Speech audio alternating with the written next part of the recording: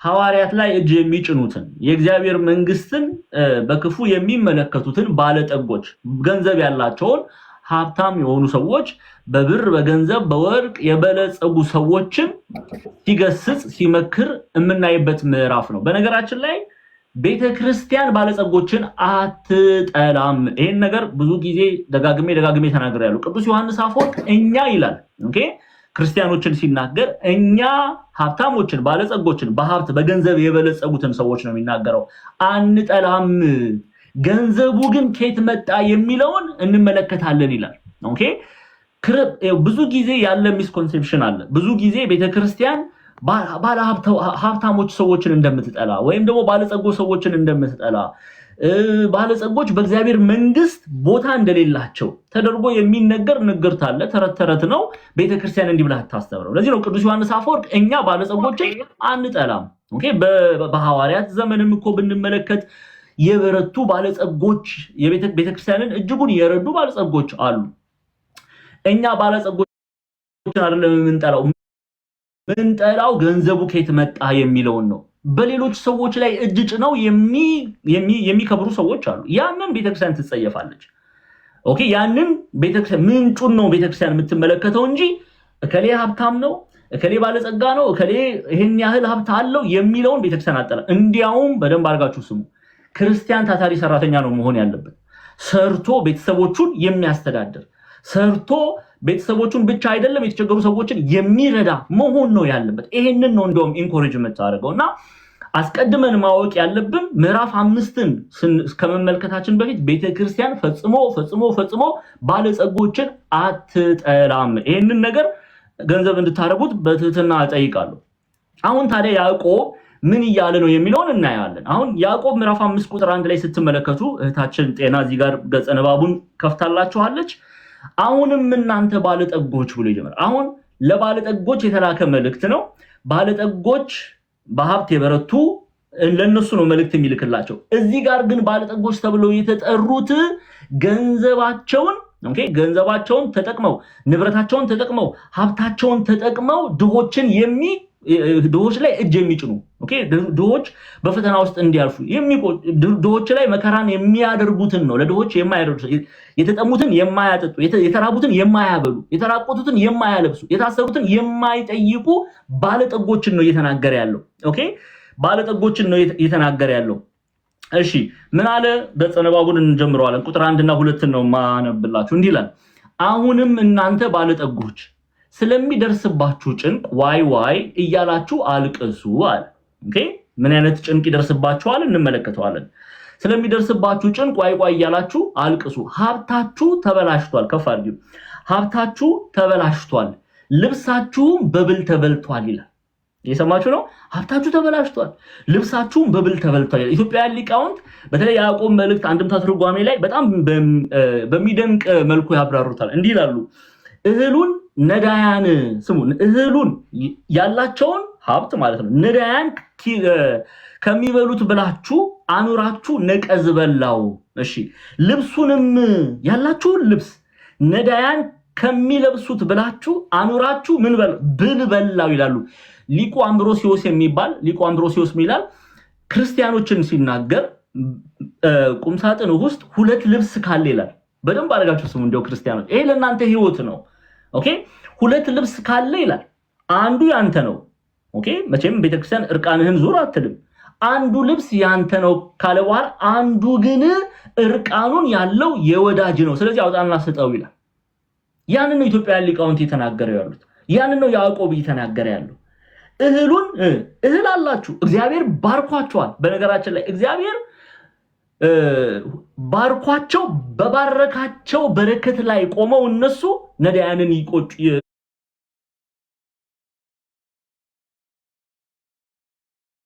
ነዳያን ላይ እጅ ጭኑ ነበር። ስለዚህ እግዚአብሔር ባርኳቸዋል፣ በሀብት ባርኳቸዋል፣ ባለጸጎች ናችሁ። ኦኬ which is good beautiful። ግን ምን አደረጋችሁ ይላል ያዕቆብ። ኢትዮጵያውያን ሊቃውንትንም ያዕቆብ መልእክትን ይዘው እህሉን ነዳያን ከሚበላው ብላችሁ ምን አደረጋችሁ? እህሉን ነዳያን ከሚበላው ብላችሁ አኑራችሁ ነቀዝ በላው። እንዲህ የሚያደርጉ ሰዎች እኮ አሉ። በዚህ ዘመን ላይ አሁን ባለንበት ዘመን ላይ ኦኬ ልብሱ ለድሃ ትርፍ ልብስ አላቸው። አንዳንዱማ ይገርማቸዋል። በተለይ በዚህ በሰሜን አሜሪካ እንዲያው ቁምሳጥኑ ራሱ አንድ ኮንዶሚኒየም ነው የሚመስለው። የሚገርማቸው ነገር ልብሱ ሞልቶ ጫማው ሞልቶ፣ ግን አውጥተው ነዳያን ከመርዳት ንፉጎች ስለሆኑ ያንን ያስቀምጡና አይጥ ይበለዋል። ልብሱ ይቀዳደዳል፣ ከዛ ይጣላል። በቃ ለሰው ልጅ ለብሶት እርቃኑን መሸፈን የሚችለውን ልብስ አውጥተው መስጠትን እምቢ ብለው ንፉጎች ሆነው ከዛ አይጥ ይበላዋል፣ ይቀደዳል፣ ይጣላል። በቃ እንዲህ ነው የሚሆነው። ኦኬ ያላችሁን ያሉት እህል እግዚአብሔር በእህል ባርኳችሁ እህሉን ነዳያን ከሚበላው ኦኬ ብላችሁ አኑራችሁ ነቀዝ በላው ይሉና ይቀጥሉና ልብሱን ነዳያን ከሚለብሱት ብላችሁ አኑራችሁ ብልበላው ይላሉ አበው ትርጓሜያችን ላይ። ያዕቆብ እንዲህ ያደረጉትን ነው እየተቃወመ ያለው። ስለዚህ ንፉጎች ስለሆናችሁ ፍርድን ከእግዚአብሔር ዘንድ ምን ትላላችሁ? ትቀበላላችሁ። ዋይ ዋይ ትላላችሁ፣ ትጮሃላችሁ፣ ታለቅሳላችሁ። ወደ እናንተ እየመጣ ያለ ፍርድ አለ። ይሄንን ፍርድ ትቀበላላችሁ። ንፉግ የሆኑ ሰዎች ይፈረድባቸዋል። ደሃ የማይረዳ ሰው ይፈረድበታል። የማያበላ የማያጠጣ ሰው ይፈረድበታል። ጌታችን መድኃኒታችን ኢየሱስ ክርስቶስ በትንሣኤ ዘጉባኤ ሲመጣ ምን ብሎ ነው የሚጠይቃቸው? እስቲ ማቴዎስ ወንጌል ምዕራፍ 25ን ክፈችልኝ። ጤናዬ ተባረኪ። በደንብ አድርጋችሁ ስሙ። የማቴዎስ ወንጌል ምዕራፍ 25 ከቁጥር 34 ጀምረን እንመልከተው። እሺ ማቴዎስ ወንጌል ምዕራፍ 25 ቁጥር 34። እሺ ንጉሱም ተመልከቱ፣ ንጉሱም በቀኙ ያሉትን እንዲህ ይላቸዋል፣ እናንተ የአባቴ ብሩካን ኑ ዓለም ከተፈጠረ ጊዜ ጀምሮ የተዘጋጀላችሁ የእግዚአብሔር መንግስት ውረሱ። እነዚህ ጻድቃን ናቸው። በነገራችን ላይ ጌታችን መድኃኒታችን ኢየሱስ ክርስቶስ ለፍርድ ሲመጣ በኃጥአን ላይ ይፈርድባቸዋል ብለናል። በጻድቅ ላይ ደግሞ ይፈረድላቸዋል። ፍርድን ያገኛሉ ጻድቃን። ኦኬ አሁን ተስፋ የሚያደርጉትን እግዚአብሔር አምላክ ይላሉ አበው በትርጓሜ ለሚወዱት እግዚአብሔርም ለሚወዳቸው ያዘጋጀውን የተስፋ ቃል ይሄንን ክብር ይሄንን ስጦታ ያላብሳቸዋል። ኑ የአባቴ ብሩካን ዓለም ከተፈጠረ ጊዜ ጀምሮ የተዘጋጀላችሁን የእግዚአብሔር መንግስት ውረሱ። ከዚህ በላይ ክብር የለም ጎበዞች፣ ከዚህ በላይ ክብር የለም ለኔና ለናንተ። እኔ ስለናንተ አላቅም። እኔ ዲያቆን ዛማኑኤል መስማት የምፈልገው ቃል ግን ይሄ ቃል ነው። የምንናፍቀው ይሄንን ቃል ነው። ተስፋ የምናደርገው ምንም አይደለም። ተስፋ የምናደርገው ክርስቲያኖች ተስፋ የምናደርገው ጌታችን መድኃኒታችን ኢየሱስ ክርስቶስ በትንሣኤ ዘጉባኤ እኛ በትንሣኤ ልቦና የተነሳን በትንሣኤ ዘጉባኤ እግዚአብሔር አምላክ ሲመጣ ኑ የአባቴ ብሩካን ዓለም ከተፈጠረ ጊዜ ጀምሮ የተዘጋጀላችሁን የእግዚአብሔርን መንግስት ውረሱ። የማያልፈውን የማያልቀውን ከዚህ ነው የማይባለውን ኦኬ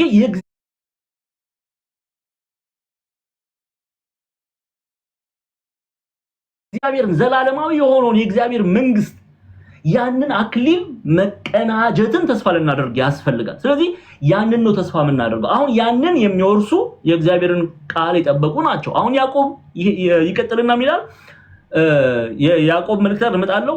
የማቴዎስ ወንጌል ጸሐፊ ምን ብሎ ያስቀምጥልናል? ተርቤ ይሄውና ተመልከቱ ምን ብላችሁኛል አለ ጌታ። አቤት ተርቤ አብልታችሁኛልና። አያችሁ ቅዱሳን ጻድቃን ሰማዕታት እንደ አባታቸው እንደ አብርሃም ቤታቸው ክፍት ነው። ለተራቡ ሰዎች ክፍት ናቸው። ተርበው ሰው አግኝተው ያበላሉ ማለት ነው። እሺ ተርቤ አብልታችሁኛል። እንደማን? እንደ ፊሊሞን ይሉታል።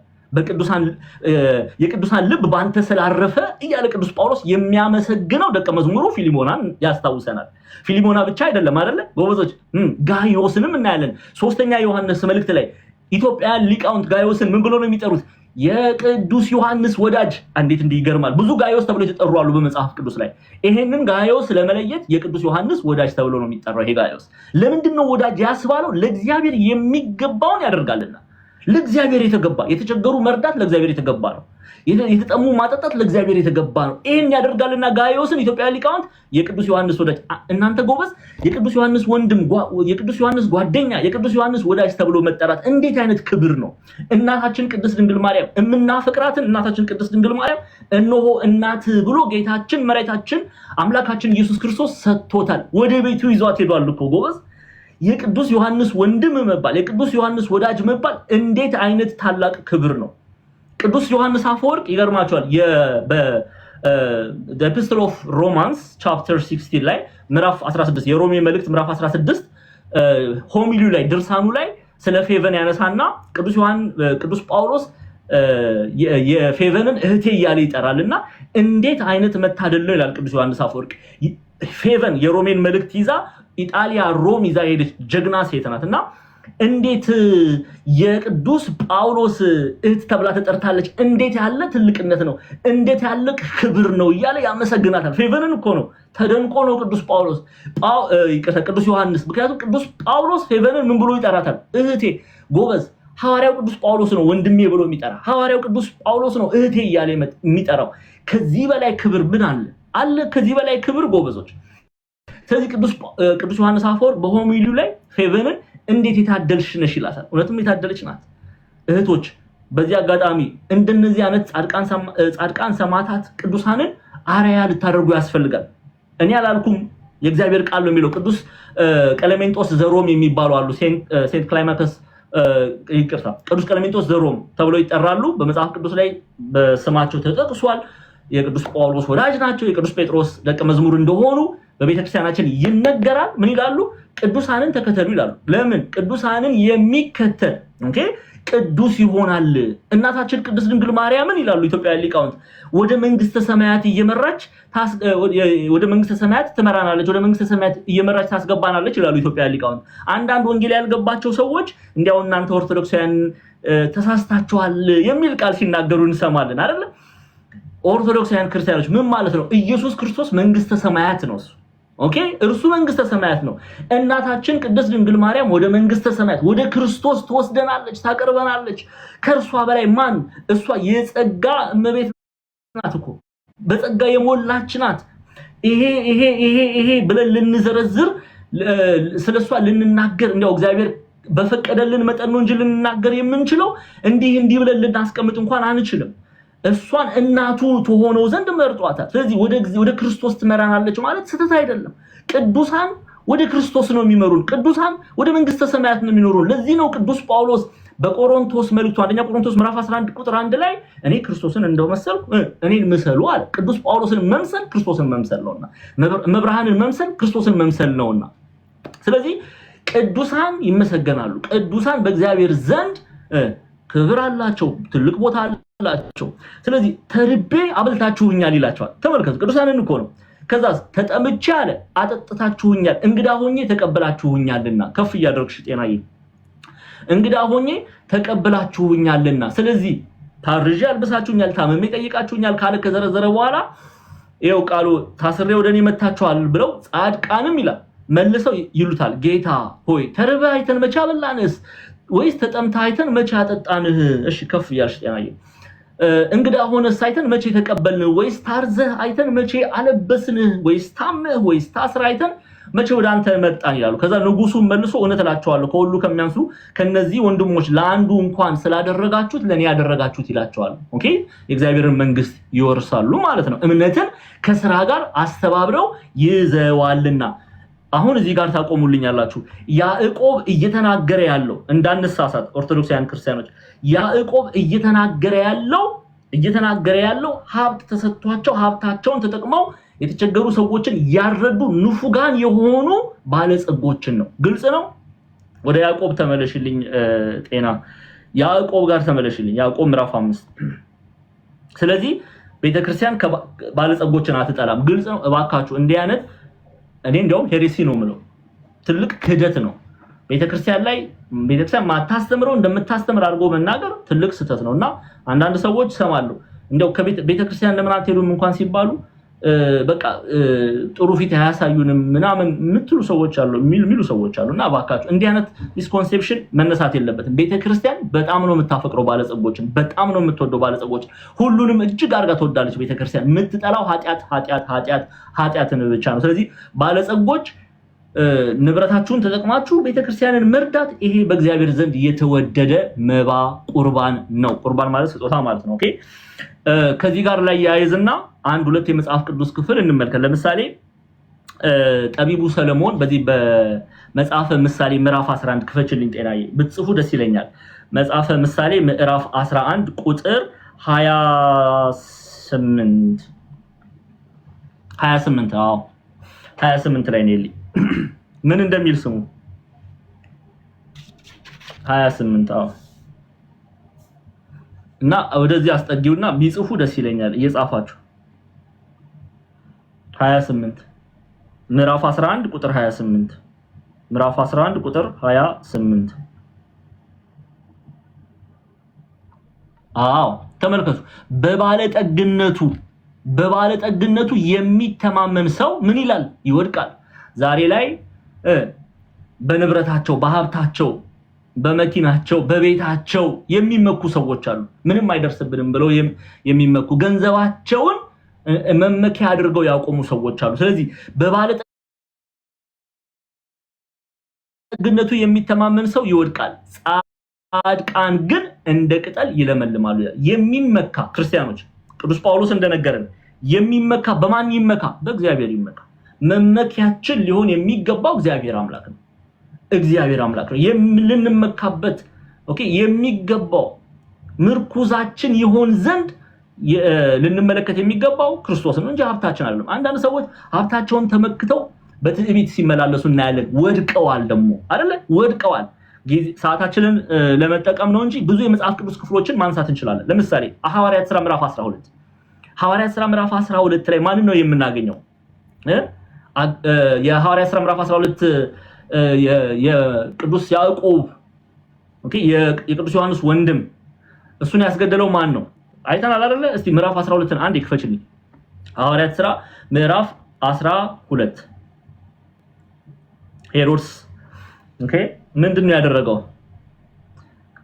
ሐዋርያት ሥራ ምዕራፍ 12 ቁጥር 1 ጀምረን እንይ።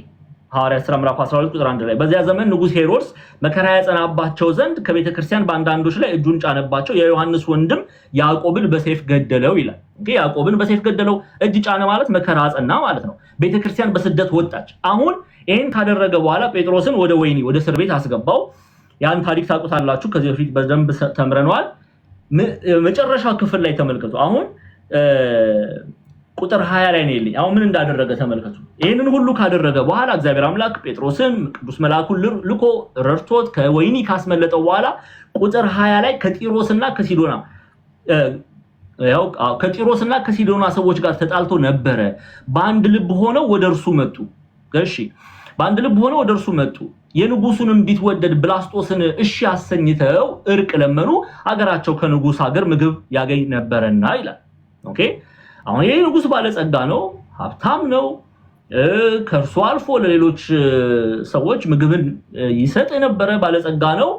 አሁን ምን በተቀጠረ ጢሮስና ሲዶና ሰዎች ከእርሱ ጋር ተጣልተው ነበረ። ጥቅማቸው እንዳይጎድልባቸው ብለው ወደ እርሱ መጥተው እርቅ ለመኑ። አሁን ቀን ቀጠሮ ተቀጠረ። አሁን ንጉሱ መጥቷል። አሁን ንጉሱ ምን እንደሚል ስሙ። በተቀጠረ ቀንም ሄሮድስ ልብሰ መንግስቱን ለብሶ በዙፋን ተቀመጠ። እነርሱንም ተናገራቸው። እነማንን የተናገራቸው? የጢሮስና ሲዶና ሰዎች። ባለሳሳት ቱዴይ ይሄ ቦታ ሌባኖን ይባላል። ሌባኖን። ህዝቡም የእግዚአብሔር ድምጽ ነው የሰው አይደለም ብለው ጮሁ። የማንን ድምጽ ሲሰሙ? የሄሮድስን ድምጽ ሲሰሙ ይሄ ድምጽ የሰው ድምጽ አይደለም የእግዚአብሔር ድምጽ ነው ብለው ተናገሩ።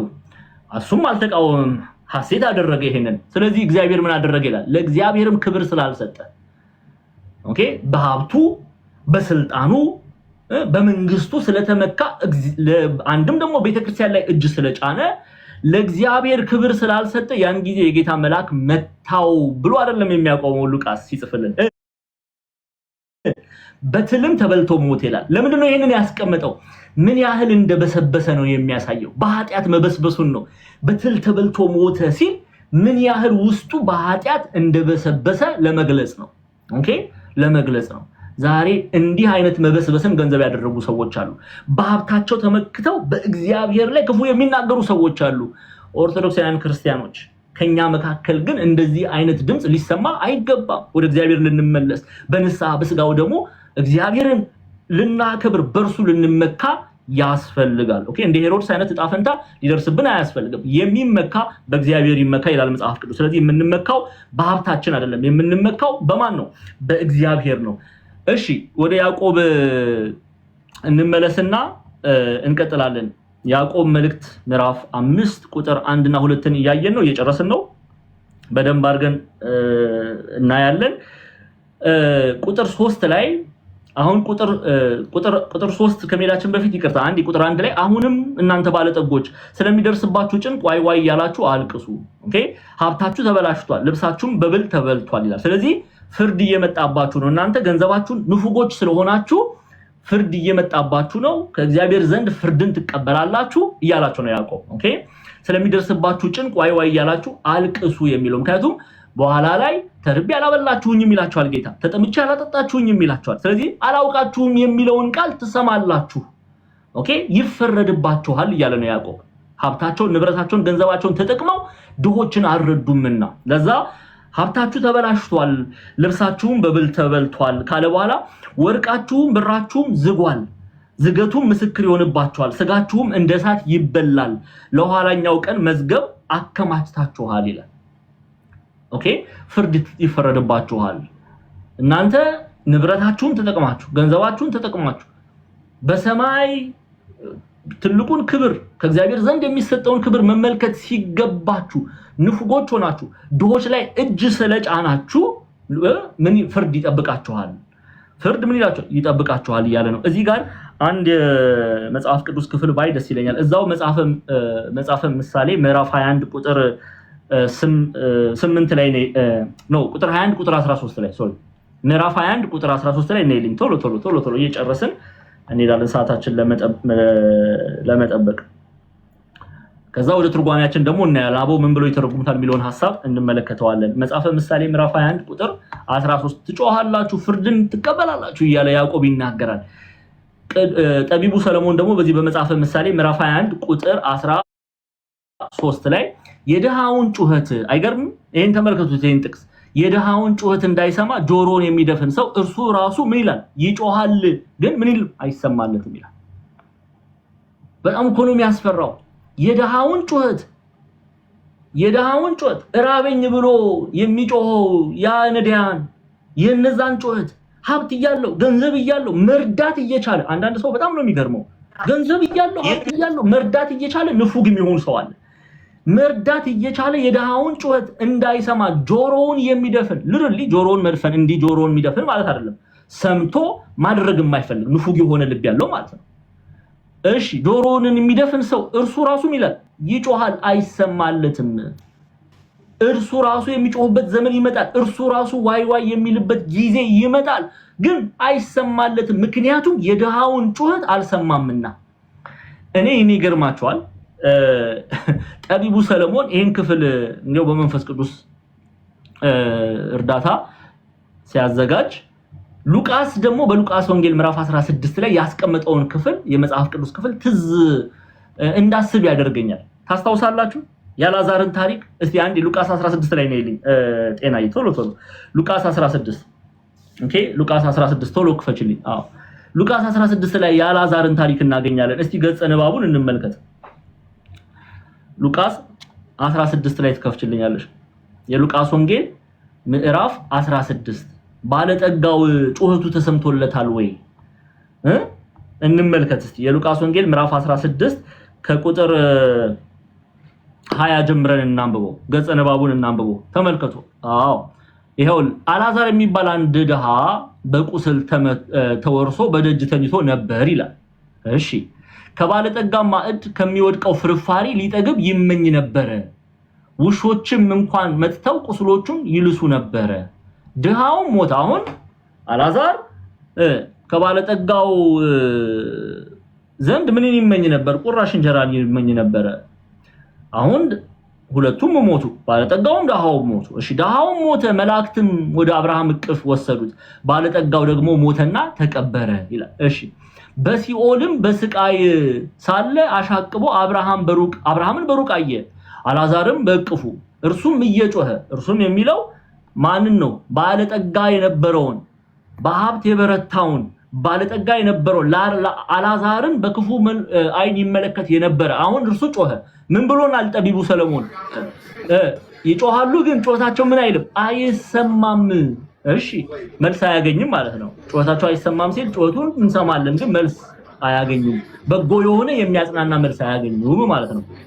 እርሱም እየጮኸ አብርሃም አባት ሆይ ማረኝ፣ በዚህ ነበልባል እሰቃያለሁ የእሳቱን ጫፍ በውሃ ነክሮ ምላሴን እንዲያበርድልኝ አልዓዛርን ስደድልኝ አለው። እሺ እንቀጥል እስቲ ጤናዬ ከፍ ምን አይነት መልስ አገኘን?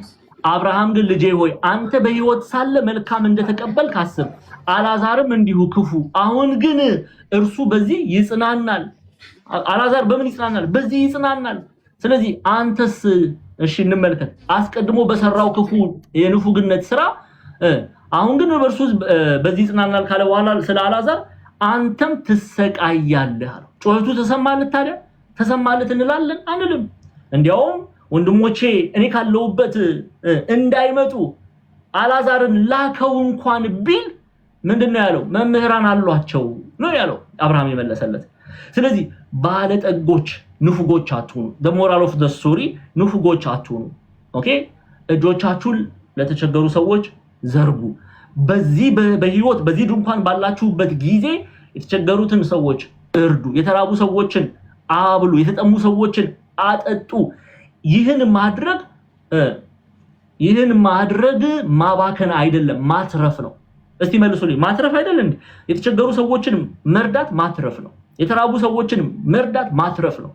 በእግዚአብሔር ዘንድ የድል አክሊልን ትቀናጃላችሁ። ያንን ነው ያዕቆብ እየተናገረ ያለው። ይሄንን እንድንመለከት እንድናስተውል እግዚአብሔር አምላክ ይርዳን። ያዕቆብ መልእክት እንመለሳለን። ሙሉ ክፍሉን ያዕቆብ በተለይ ምዕራፍ 5 ቁጥር 1 2 3 4 እየተናገረ ያለው እያስተማረ ያለው እየመከረ ያለው ይሄንን ነው። ስለዚህ ወርቃችሁም ብራችሁም ዝጓል፣ ዝገቱ ምስክር ይሆንባችኋል። ስጋችሁም እንደ እሳት ቁጥር 3 ላይ ያለው ስጋችሁም እንደ እሳት ይበላል፣ ለኋለኛው ቀን መዝገብ አከማችታችኋል ይላል። ግብፃውያን መተርጉማን በተለይ ቄስ ቴድሮስ ማላቲ በፓትሪስቲክ ኮሜንታሪያቸው ላይ የሚገርማችሁ ነገር ስለምን ብር አላለም። አሁን የተናገረውን ቃል በቃል ተመልከቱ። ቁጥር 3 ላይ ዙም አድርጊልኝ። ቁጥር 3 ላይ ተመልከቱ፣ እያንዳንዱን እንመልከት። ቁጥር 3 ላይ ምንድነው ያለው? ወርቅን አነሳ፣ ወርቃችሁም ብራችሁም ዝጓል፣ ዝገቱ ምስክር ይሆንባችኋል። ስጋችሁም እንደ እሳት ይበላል፣ ለኋለኛው ቀን መዝገብ አከማችታችኋል። ወርቅና ብርን አነሳ። ኦኬ ለምንድነው ወርቅና ብር ያነሳ? ከፍ ያለ ሀብት፣ ከፍ ያለ ባለጸግነት፣ ኦኬ ከፍ ያለ ገንዘብ እንደነበራቸው ለመናገር ነው። ግን ይሄንን ከፍ ያለውን ሀብት ወርቅን የሚያህል ነገር በዚህ ባለጸጎች ሆነው ከፍ ባለ ሀብት ባለጸጎች ሆነው ምን ያህል ንፉጎች እንደሆኑ ለማሳየት በዚህ አገላለጽ ገለጸ። በሀብት በወርቅና በብር ምን ብላችኋል? በልጽጋችኋል። ከፍ ያለ ሀብት አላችሁ፣ ባለጸጎች ናችሁ። ከፍ ባለ ብር ውስጥ ከፍ ያለ ብር አላችሁ። ግን ይሄ በዚህ ባለጸግነት እግዚአብሔር አምላክ ባርኳችሁ፣ ግን እናንተ የተቸገሩ ሰዎችን መርዳት አልቻላችሁም። ስለዚህ ንፉጎች ናችሁ። ስለዚህ እግዚአብሔር አምላክ ይፈርድባችኋል። ዝገቱም ይላል፣ ዝገቱ ምስክር ይሆንባችኋል። ስጋችሁም እንደ እሳት ይበላል፣ ለኋለኛው ቀን መዝገብ አከማችታችኋል። እንደ እሳት ይበላል ማለት ይፈረድባችኋል ማለት ነው። ፍርድን ፈራጅ ከሆነው ከኢየሱስ ክርስቶስ ትቀበላላችሁ። ኦኬ ስለዚህ ለኋለኛው ቀን መዝገብ አከማችታችኋል። እናንተ መልካሙን መዝገብ አይደለም ያከማቻችሁት። እናንተ ያከማቻችሁት መዝገብ ምን አይነት መዝገብ ነው? ምን አይነት መዝገብ ነው? የፍርድ መዝገብን አከማችታችኋል። ጻድቃንም ኃጣንም የሚያከማቹት ለካ መዝገብ አለ። ጎበዝ ጻድቃንም ኃጣንም የሚያከማቹት። እስቲ ልጠይቃችሁ ክርስቲያኖች፣ ኦርቶዶክሳውያን ክርስቲያኖች ሌሎቻችሁም ካላችሁ ምን አይነት መዝገብ ነው እያዘጋጃችሁ ያላችሁት? አሁን በዚህ ሰዓት ላይ በዚህ በስጋ ህይወት ስንመላለስ ምን አይነት መዝገብ ነው እያዘጋጀን ያለ ነው? ለእናንተ ትመልሳላችሁ። መልካም የሆነውን መዝገብ ነው የምናዘጋጀው ወይስ ፍርድን የሚያስፈርድብንን መዝገብ ነው እያዘጋጀን ያለ ነው? ሁለቱን ልናመዛዘን ያስፈልጋል። የትኛውን መዝገብ ነው እያዘጋጀን እያከማቸን ያለ ነው? ያ ዛሬ ላይ የምንሰራው ስራ ነገ ይከፈለናል። በሚከፍለው በክርስቶስ ዘንድ ወይ ክብርን ያስገኘናል፣ ወይ አክሊልን ያቀናጀናል፣ ወይም ደግሞ ከክርስቶስ መለየትን ሲኦልን ገንዘብ እንድናደርግ ያደርጋል። እነዚህ ባለጠጎች ለካ ያከማቹ የነበረው ምንድነው? በመንፈሳዊ መነጽር ያከማቹ የነበረው ፍርድን ነው። ሀብታሞች ናቸው፣ ወርቅ አላቸው፣ ብር አላቸው፣ የበለጸጉ ናቸው። ሀብታቸው በጣም ብዙ ነው፣ ሰፊ ነው። እነርሱ ግን በስጋዊ አይን ይመለከቱ የነበረው ገንዘብ በሰማያዊ ህይወት ሊሆናቸው አልቻለም። ምክንያቱም ገንዘባቸውን ተጠቅመው እግዚአብሔር አምላክ የሚወደውን ስራ እየሰሩ አይደለምና። ግልጽ ነው አይደለ ክርስቲያኖች? ስለዚህ ምን ይላቸዋል? ለኋለኛው ቀን መዝገብ አከማችታችኋል። ምን አይነት መዝገብ?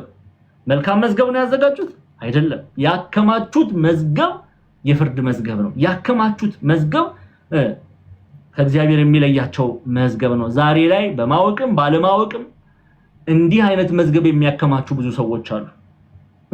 እንዲህ አይነት መዝገብ ሀብት በጣም ብዙ ባለጠጋ የሆኑ ሰዎች አሉ በዚህ ዘመን አይደል? በጣም ብዙ ገንዘብ ያላቸው ግን ገንዘባቸው ምንም የማይጠቅማቸው።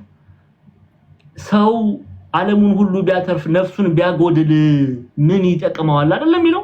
ጥቅም አለው? እስቲ ክርስቲያኖች መልሱልኝ። አዎ ጥቅም አለው የሚል ከመካከላችን ማን አለ? አለው ጥቅም አለው? አለው መልሱልኝ። ምን ጥቅም አለው? ምን ጥቅም አለው? ሰው ሀብት ቢኖረው ገንዘብ ቢኖረው ሚሊዮኔር ቢሊዮኔር ቢባል ቤት ቢኖረው ቁሳዊ የሆኑ ነገሮች ቢሞሉለት ወርቅና ብር እንዳለ ተመልከቱ። ግብፃውያን መተርጉማን እንዳለ ወርቅና ብር መጠቀሙ ያዕቆብ ምን ያህል ባለጸጎች እንደሆኑ ለማሳየት ነው ይላሉ። ይሄንን ሁሉ ሀብት ቢይዙ ባለጠጋ ቢሆኑ ክርስቶስ የሌለው ህይወት ጥቅም አለው? የለውም። ምንም ጥቅም የለውም። ይሄንና ልንረዳ ያስፈልጋል። ለዚህ ነው ለኋለኛው ቀን መዝገብ አከማችታችኋል። ያስከማቹት መዝገብ የፍርድ መዝገብ ነበረ። እሺ ቁጥር 4 ላይ ነው ይልኝ ጤናዬ። ቁጥር 4 ላይ እነሆ ብሎ ይጀምራል። እርሻችሁን ያጨዱት የሰራተኞች ደሞዝ በእናንተ ተቀምጦ ይጮሃል፣ የአጫጆችም ድምጽ ወደ ጌታ ጸባኦት ጆሮ ገብቷል። እነዚህ ባለጠጎች ተመልከቱ፣ ባለጠጋ ሰዎች ንብረታቸውን ተጠቅመው ብቻ የተቸገሩ ሰዎችን መርዳት አለመፈለጋቸውን ብቻ አይደለም ያዕቆብ የሚገስጸው የሚመክረው። ኦኬ ምንድነው ደግሞ ያደረጉት? ለእነርሱ የሚሰሩ ሰዎች ንብረታቸውን ሀብታቸውን ወይም ደሞዛቸውን ይከለክሉ ነበር። ምን አይነት ግፍ እንደሆነ ተመልከቱ። ኦኬ የሚያለቅሱ እህቶች ነበሩ፣ የሚያለቅሱ ወንድሞች ነበሩ።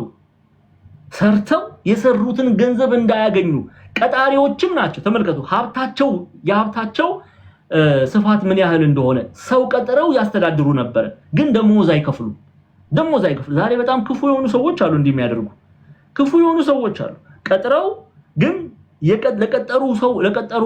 ለቀጠሯቸው ሰዎች ደሞዝ የማይሰጡ ለላባቸው ዋጋ የማይከፍሉ ሰዎች አሉ። ምን ያህል ክፉዎች እንደሆኑ ተመልከቱ። እንደ አቤል አይነት ድምጽ ነው ወደ እግዚአብሔር የደረሰው። ተመልከቱ። እነዚህ እህቶች እነዚህ ወንድሞች ያለቅሳሉ። ደሞዛችንን አላገኘንም፣ ለፍተን ጥረን ግረን የሰራንለት ዋጋችንን አላገኘንም ብለው ወደ ማን ነው የሚያለቅሱት? ወደ እግዚአብሔር። ለዛ እግዚአብሔር ሰማ። የቃየልን ክፋት ተመልክቶ አቤል ሰማዕትነቱን ተመለከተ። እግዚአብሔር አምላክ የአቤልን ድምጽ እንደሰማ የነዚህንም የተጨቆኑ ሰራተኞች ድምጽ እግዚአብሔር አምላክ ሰማ ይላሉ አባቶቻችን። ተመልከቱ እስቲ በዚህ በጤናዬ ዘሌዋውያን ትከፍችልኛለሽ? ሁለቱንም እናያለን። ዘፍጥረት ምዕራፍ 4ንም እናያለን። ግን ዘሌዋውያን ምዕራፍ 19 ቁጥር 13ን ክፈችልኝ አንዴ። የእግዚአብሔር ቃል ምን ብሎ ነው የሚያሳየው? ዘሌዋውያን 19 ኦኬ 19 ቁጥር 13 ሃይላይት አድርጉ እየጻፋችሁ እሺ ክርስቲያኖች። ድሮ ጎበዝ ነበር ጉባኤ ትምህርት ሲማር ቁጭ ብለው እየጻፉ ነበር ማስታወሻ እየያዝን። ዛሬ ላይ የሚጽፍ ይኖራል ብዬ ማመን በጣም ጥቂቶች ልትሆኑ ይችላላችሁ። ግን ጥቅስ ጻፉ እሺ፣ ማስረጃ ጻፉ። አሁን ያዕቆብን መልእክት እንድንረዳ ያዕቆብ እየተናገረ ያለው በዚህ በዘሌዋውያን ምዕራፍ 19 ላይ ከቁጥር 13 ላይ እግዚአብሔር አምላክ የእግዚአብሔር ቃል እንዲህ ይላል። እሺ 13 ዘሌዋውያን 19:13 ምዕራፍ 19 ቁጥር 13 ስሙ እነትትና ጎበዞች ናቸው ዲያቆንዬ። እሺ ይሁን። የመጀመሪያ ቃሉን ገጸ ንባቡን እናነበውና ማን ነው የተናገረው የሚለውን እናያለን። ተመልከቱ። በባልንጀራ ግፍ አታድርግ ይላል። በማን ላይ ግፍ አታድርግ? በባልንጀራ። ባልንጀራ ማለት ወዳጅ፣ እህት፣ ወንድም፣ ጓደኛ፣ እነዚህ ሁሉ ባልንጀራ የቅርብ ወዳጅ ይሉታል አቦ። በባልንጀራ ግፍ አታድርግ። እሺ ከዛስ አትቀማውም። ኦኬ አስጠግልኝ በለው። አትቀማውም። የሞያተኛው ዋጋ እስከ ነገ ድረስ ባንተ ዘንድ አይደርብህ ይላል። ማን ነው እንዲህ ብሎ የሚናገረው? እስቲ ቁጥር 1 ላይ ነው ይልኝ ጎበዝ። ቁጥር 1 ላይ ነው ይልኝ ጤናዬ። ማን ነው እንዲህ የሚለው? እግዚአብሔር ሙሴን እንዲህ ብሎ ተናገረው። እግዚአብሔር አምላክ ምን ብሏል? በባልንጀራ ላይ ግፍ አታድርግ። በወዳጅ ላይ፣ በዘመድ ላይ፣ በእህት በወንድም ላንተ ቅርብ የሆነ በባልንጀራ ግፍ አታድርግ፣ አትቀማውም፣ አታሳዝነው ካለ በኋላ የሞያተኛው ኦኬ ተቀጥሮ ለሚሰራ ምንም አይነት ሙያ ሊሆን ይችላል ብቻ በስራው የሚተዳደር የሞያተኛውን ዋጋ እስከ ነገ ምን አትልበት እስከ ነገ ድረስ ባንተ ዘንድ አይደርብህ ይላል። ያዕቆብ እየተናገረ ያለው ለርል ይሄንን ነው እየተናገረ ያለው። አትያዙባቸው፣ አታስመርሯቸው፣ ለሚሰሩላችሁ በእናንተ ስር ሆኖ ለሚተዳደሩት የላባቸውን ዋጋ አትከልክሏቸው እያለ ነው የሚናገረው። ዛሬ ላይ ምናልባት ቀጥራችሁ የምታሰሩ ሰዎች ልትኖሩ ትችላላችሁ። አሁን የያዕቆብ መልእክት የተማራችሁ ያላችሁ ኦኬ ቀጥራችሁ የምታስተምሩ ቀጥራችሁ የምታስተዳድሩ አላችሁ። ሰርተው ስራቸውን ሲጨርሱ ደሞዛቸውን ክፈሉ እያለ ነው ያዕቆብ። ይህንን አለማድረግ ኃጢአት ነው፣ በደል ነው፣ ከእግዚአብሔር ዘንድ ያስጠይቃል። እነዚህ እኮ አምላክ አላቸው። እናንተ ሰራተኞቻችሁ አምላክ አላቸው፣ አባት አላቸው፣ የሚሰማቸው ጸሎታቸውን፣ ለቅሷቸውን የሚያደምጣል። ስለዚህ በደላችኋል። ኦኬ አንዳንዱ ሰው በደል የሚመስለውም አይደል። ይሄ አሁን እንደዚህ በደል የሚመስለው ማለት ሰው ሰራ አይደለ ደሞዝ ሊያገኝ ይገባል። ስለዚህ እነሆ እርሻችሁን ያጨዱትን ወደ ያዕቆብ ምዕራፍ 5 ቁጥር 4 ተመለሽ። እነሆ እርሻችሁን ያጨዱትን እርሻ አላችሁ፣ እርሻችሁን አጨዱላችሁ፣ የሰራተኛ ደሞዝ በእናንተ ተቀምጦ ይጮሃል፣ ያጫጆችም ድምጽ ወደ ጌታ ጸባዖት ጆሮ ገብቷል። እግዚአብሔር አምላክ ጸሎታቸውን ጩኸታቸውን ሰምቷል። ኦኬ እናንተ በድላችኋልና ዛሬ በጣም የሚያሳዝን ሁኔታ በተለይ በስደት በሚወጡ ወንድሞችና እህቶች ላይ እንዲህ አይነት በደል እናያለን። እንዲህ ምን ሀገራችን ውስጥ ለምን እንዋሻለን? ሀገራችን ውስጥ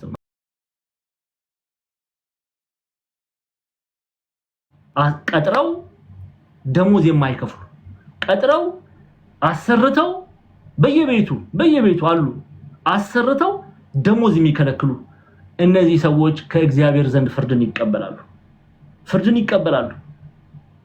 ሀብታቸው ንብረታቸው ዝገቱ በኋላ ይፈርድባቸዋል በእግዚአብሔር ፊት። ኦኬ አላውቃችሁም የሚለውን የእግዚአብሔርን ቃል ያደምጣሉ። እግዚአብሔር የሰራተኞችም አምላክ ነው። እንደው አንዳንድ ጊዜ አምላክ እንደሌላቸው ወዳጅ እንደሌላ እናንተም ደግሞ እንደዚህ እንዳይሰማችሁ አባት አላችሁ። ስለናንተ ግድ የሚሰጠው አባት አላችሁ። ማንም የለኝም አትበሉ። አንዳንድ ጊዜ ሰይጣን ይመጣና እንዲህ አይነት ተግዳሮት ሲደርስባችሁ እህቶች፣ ወንድሞች አድምጡ።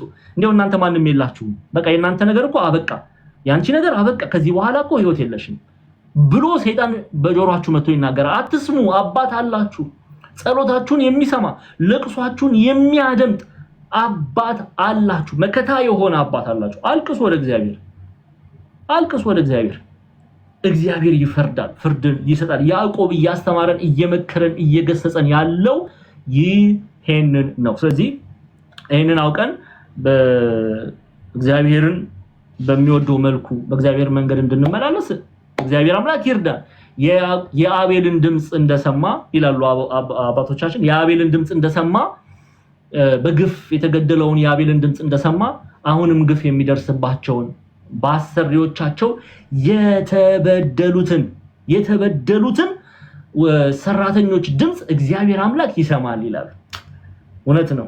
እግዚአብሔር አምላክ ይስማን፣ ጸሎታችንን እግዚአብሔር አምላክ ይስማን። የአቤልን ድምጽ የሰማ እግዚአብሔር አምላክ፣ የአቤልን ጩኸት ያደመጠ እግዚአብሔር አምላክ የኔና የናንተ ጩኸት እግዚአብሔር አምላክ ያድምጥ። እህቶች ወንድሞች አትዘኑ፣ ወደ እግዚአብሔር አልቅሱ። እግዚአብሔር ስለናንተ ይፈርዳል። ባለጸጎች ደግሞ እባካችሁን ከእግዚአብሔር ዘንድ ፍርድን አላውቃችሁም የሚለውን ፍርድን እንዳትቀበሉ። እናንተም ጩኸታችሁ እንዲሰማ ገንዘብ ማድረግ የምትፈልጉ ከሆነ አትጨቁኑ። የሚሰሩላችሁን እርሻችሁን የሚያጭዱትን በምንም አይነት የህይወት ጎዳና ላይ ለናንተ የሚሰሩትን ወገኖች እህቶች ወንድሞችን አትበድሉ። ደሞዛቸውን መልሱ፣ ደሞዛቸውን ስጡ እያለ ያዕቆብ ይመክረናልና ይሄንን እንድናደርግ አደራ አደራ አደራ አላለሁ። እሺ ቁጥር 5 ላይ ከመሄዴ በፊት ቁጥር 1 2 3 4 ግልጽ ነው አይደለ? ስለዚህ ያዕቆብ ምን እያለ ነው እየተቃወመ ያለው? ባለጸግነትን ሳይሆን ባለጸግነታቸውን ተጠቅመው የሚበድሉ ሰዎችን ነው። ስለዚህ ባካችሁ ሚስኮንሴፕሽን እንዳይኖር።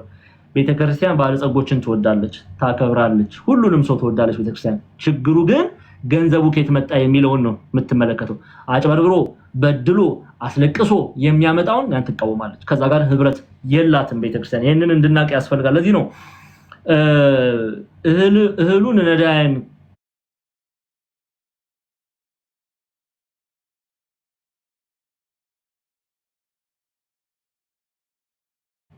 ከሚበሉት ብላችሁ አኑራችሁ ነቀዝ በላው።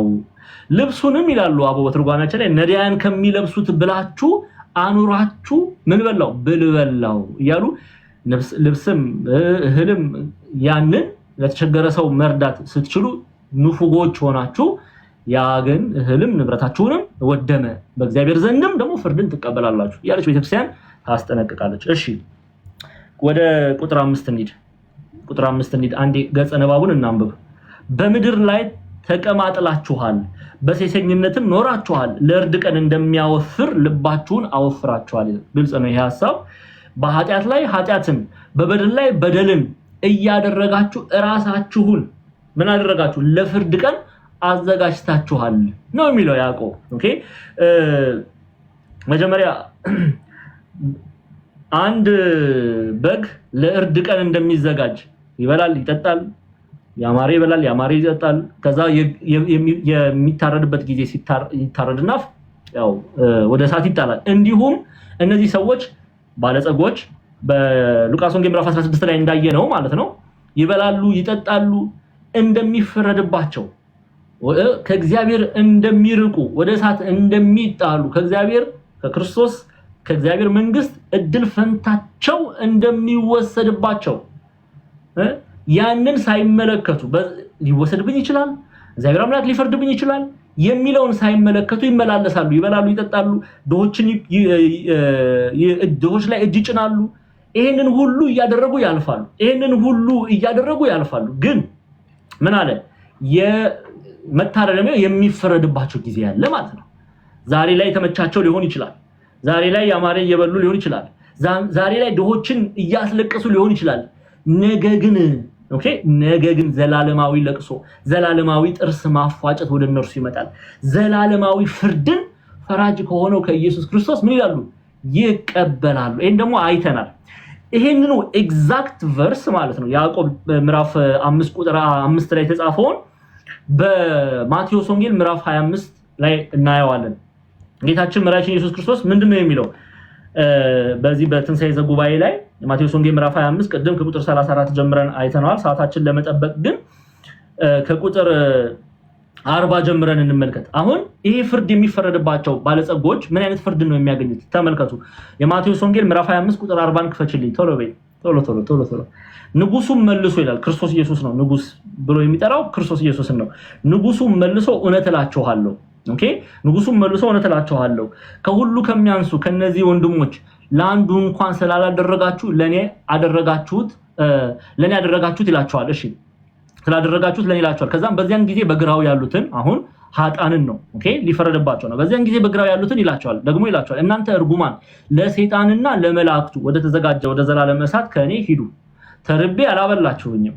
እነሱ ምን ያደርጉ ነበር?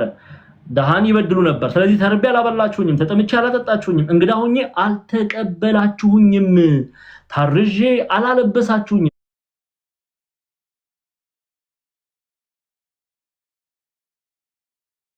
ታምሜ ታስሬም አልጠየቃችሁኝም። እነርሱ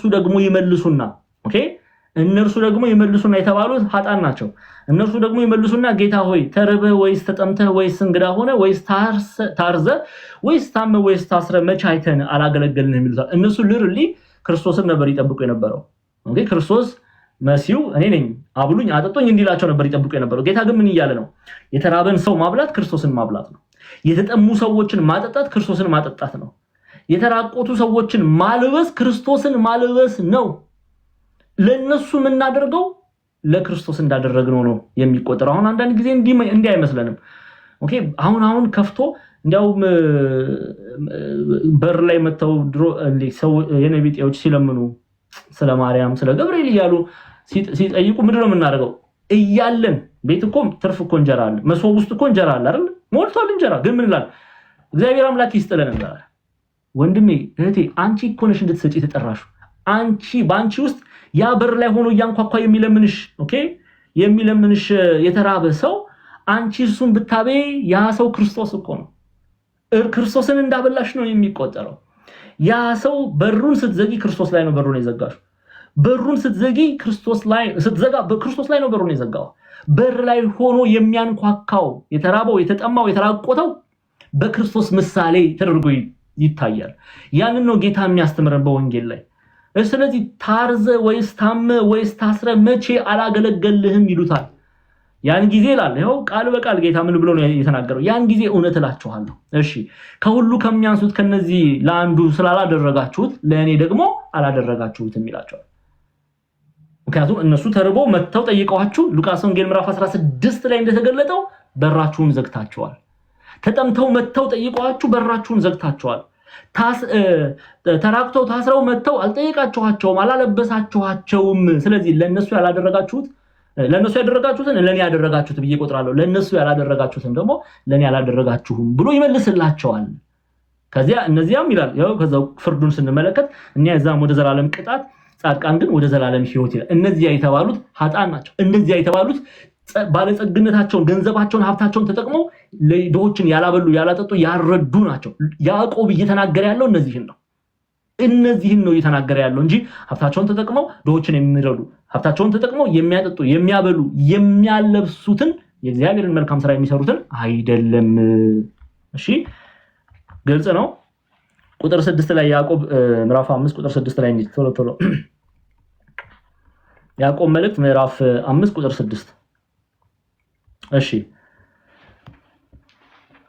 ጻድቁንም ይላል ኮንናችኋል ገድላችሁትማል፣ እናንተን አይቃወምም። እንግዲህ ወንድሞች ሆይ ጌታ እስኪመጣ ድረስ ታገሱ። እነሆ ገበሬ የፊተኛውን የኋለኛውን ዝናብ እስኪቀበል ድረስ እርሱን እየታገሰ የገበሬውን የመሬት ፍሬ ይጠብቃል ይላል። ቁጥር 6 ላይ እንግዲህ ወንድሙ ነው ከፍ እንበል አንዴ። ቁጥር 6 ነው። ቁጥር 6 ላይ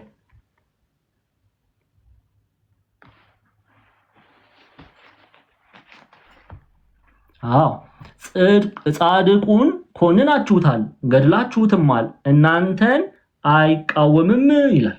አሁን ይላል እናንተ ባለጠጎች ጻድቁን ለምሳሌ እናያለን። ክፉ አይሁዳውያን ሐዋርያት ሥራ ምዕራፍ 7 ላይ እስጢፋኖስን ምን ብለዋል? ኮንነዋል። እስጢፋኖስን ምን ብለዋል? አሳደዋል። እስጢፋኖስን ምን አድርገዋል? ገድለዋል፣ በድንጋይ ደብድበው። ግብፃውያን መተርጉማን ይሄን ክፍል ያነሱና የእስጢፋኖስን ታሪክ ያነሳሉ። እስጢፋኖስ በክፉ አይሁዳውያን እጅ ተጭኖበታል። ኦኬ እስጢፋኖስ ብቻ አይደለም ክርስቲያኖች፣ ያዕቆብንም እናያለን።